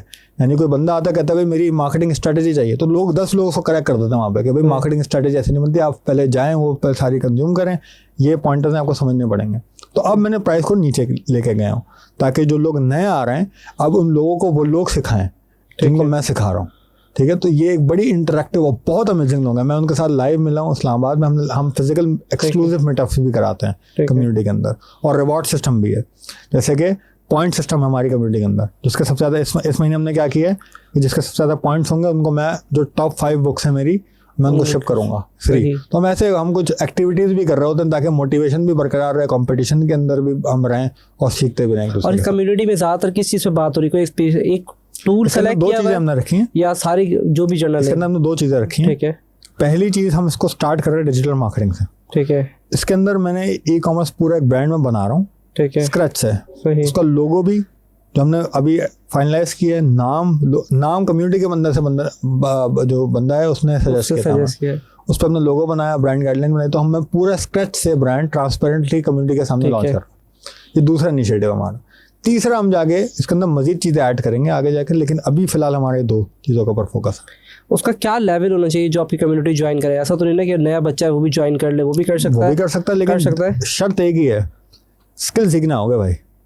हाँ, पैसे नहीं बनाने सिखाऊंगा मैं। हाँ, वो ठीक है, स्किल सीख के तुम पैसे कैसे बना दो, तुम जानो, तुम्हारा काम जाना है। मैं सिखाऊंगा स्किल जो मैंने सीखी है। ठीक है, उसके अंदर कोई पॉइंट डिस्कस करना है, लाइव सेशन के अंदर डिस्कशन हो जाएगी। मैं समझूंगा कम्युनिटी के अंदर 10 सवाल आने शुरू हो गए। अच्छा, उसके अंदर हमारी एक और सीरीज भी है called challenges series. Challenges series में क्या होता है, हमने एक सेक्शन बनाया हुआ है कि आपको कोई चैलेंज पेश आ रहा है ठीक है, ई कॉमर्स ब्रांड के अंदर या मार्केटिंग के अंदर, तो आप उसको प्रॉपर तरीके से लिस्ट डाउन करें। वेग क्वेश्चन नहीं होना चाहिए, प्रॉपर क्वेश्चन करें। तो उस क्वेश्चन जो अच्छे सवालात होंगे, मैं उस सवाल को उठाऊंगा, उसको प्रॉपर वीडियो बनाऊंगा, क्लासरूम में अपलोड कर दूंगा। सही, तो मैं इस तरीके के इनिशिएटिव लेते जा रहा हूँ उस कम्युनिटी के अंदर। तो पेड रखिए ताकि रेलिवेंट लोग आए, सीरियस लोग आए। और $9 पर मंथ 2400 रुपये बनता है महीने के। सही, मेरे ख्याल से सिगरेट का डब्बा भी 2400 रुपये। अगर आप सिगरेट पीते ना कोई, तो ये भी महीने के पैसे ज़्यादा यहाँ लगेंगे आपके, ये कम पैसे हैं। तो अगर कोई बंदा इतने भी पैसे नहीं लगा सकता और उसको सिर्फ गालियाँ देनी है, तो बराए बेमानी हमें गालियाँ देते रहे। हमें तो बोलते हैं हमें लोग तो काम चाहिए, करना है, हाँ। काम करने वाले लोग चाहिए और काम करने वाले चीज़ें चाहिए। और बड़ा अच्छा है कि आपने इंटर्नी को भी अलाउ कर दिया, जो बिल्कुल पुराने हैं नए सब आके ज्वाइन कर सकते हैं और एक दूसरे की हेल्प आउट कर ऐसा ही है, सकते उसमें बहुत सारे लोग हैं, मतलब और उसमें आपस में बड़े बड़े नाम brainstorming हैं, होगी। उसमें बड़े बड़े नाम हैं। उसके अंदर वो लोग हैं जो अपनी आइडेंटिटी नहीं बताना चाहते, वो लोग भी हैं उसके अंदर। तो आप एक दूसरे से इंटरेक्ट कर सकते हैं, एक कम्युनिटी बन गई है, आप नेटवर्किंग करें आगे। ठीक है, हम एक्सक्लूसिव मीटअप्स कराते हैं, हमने इस्लामाबाद में कराया, लाहौर में कराया, कराची में कराया। एक्सक्लूसिव जो उस कम्युनिटी के अंदर सिर्फ वही आएगा। पब्लिक भी कराता हूँ मैं, लेकिन अभी हमने एक्सक्लूसिव कराए थे। तो उसके अंदर आपस में लोगों ने इंटरेक्शन किए, अमेजिंग लोग जो आ रहे थे, जिन्होंने बात की थी। कोई अलग है, आपको बड़ी हैरानी होगी। एक हमारे साथ हमारी कम्युनिटी के अंदर एक साहब हैं, वो मस्जिद के इमाम है, अरे माशाल्लाह, ई कॉमर्स ब्रांड है उनका। ठीक है, कितनी ज़बरदस्त बात है, और चीज़ें सीख रहे हैं। हमारी कम्युनिटी में एक बंदे बड़े अच्छे हैं, उनका नाम नहीं चाहूँगा, आसिम भाई। आप इमेजिन नहीं कर सकते कि जब वो मेरे साथ पहला नाम लिया आपने पूरी पॉडकास्ट में किसी का। हाँ, आसिम भाई। हाँ, आसिम भाई का पूरा बैकग्राउंड रिटेल बिजनेस के अंदर है। ठीक है, और आसिम भाई जब लाइव सेशन में आए, हमारे जूम पे हम करते हैं लाइव सेशन, तो उनको माइक अनम्यूट करना नहीं आता था। सही, ठीक है, आज वो ऐसी पोस्टिंग्स करते हैं हमारी कम्युनिटी के अंदर कि मैं थोड़ी देर पूरी पोस्ट पढ़ने में मैं भी मजबूर हो जाता हूँ। सही, हुक उन्होंने जो समझा, मैंने हुक समझाया, हुक की इंपॉर्टेंस। ठीक है, उनकी हर पोस्ट में, जब से उन्होंने हुक की क्लास ली ना हमसे, हर पोस्ट के अंदर उनका हुक लाजमी होता। और मैं उर्दू में करता हूँ, लेकिन अमेजिंग। तो बहुत सारे ऐसे लोग हैं अलग अलग तरीके से बात कर रहे हैं, सही, तो बेहतरीन लोग हैं, मज़ा आ रहा है और सारे लोग आपस में इंटरेक्ट भी कर रहे हैं। बेहतरीन कम्युनिटी अल्हम्दुलिल्लाह। जबरदस्त। कम लोग हैं लेकिन बेहतरीन लोग हैं। बहुत अच्छा लगा आपसे बात करके, बहुत ही मज़ा आया मेरा। और जाते जाते हमने मैसेज भी ले लिया है। और मैं ये बात कहूँगा कि अगर कुछ और सवाल है मेरे, पर मुझे ऐसा लगता है कि अगर कमेंट आएंगे तो हम इंशाल्लाह आपको दोबारा बुलाएंगे। उसमें से मेरे सवाल ये था कि अब फ्यूचर में AI के आने के, क्योंकि टाइम बहुत ज़्यादा हो रहा है, कि AI का और क्या इम्पैक्ट है, हम कैसे बच सकते हैं एक इस तरह के सवाल से। फिर आप फ्यूचर में अपने आप को और कैसे देख रहे हैं? अभी तो 100 लोगों की कम्युनिटी है, एंड देन वो क्या देखते हैं। फिर अभी तो सिर्फ हमारे पास डिजिटल मार्केटिंग है, इसके अलावा क्या ई-कॉमर्स से भी जाने का प्लान है। तो ये सारे सवाल मेरे पास अभी दिमाग में, पर ये अगर all depend on the comment. अगर कमेंट आते हैं तो मैं आपको दोबारा ज़रूर बुलाऊंगा, ये सवाल करूंगा। और जो आपके कम्युनिटी मेंबर है वो तो आपसे डायरेक्ट कर सकते हैं ना, जो लेकिन बैठता है। फिलहाल तक के लिए, अभी तक के लिए अल्लाह हाफ़िज़।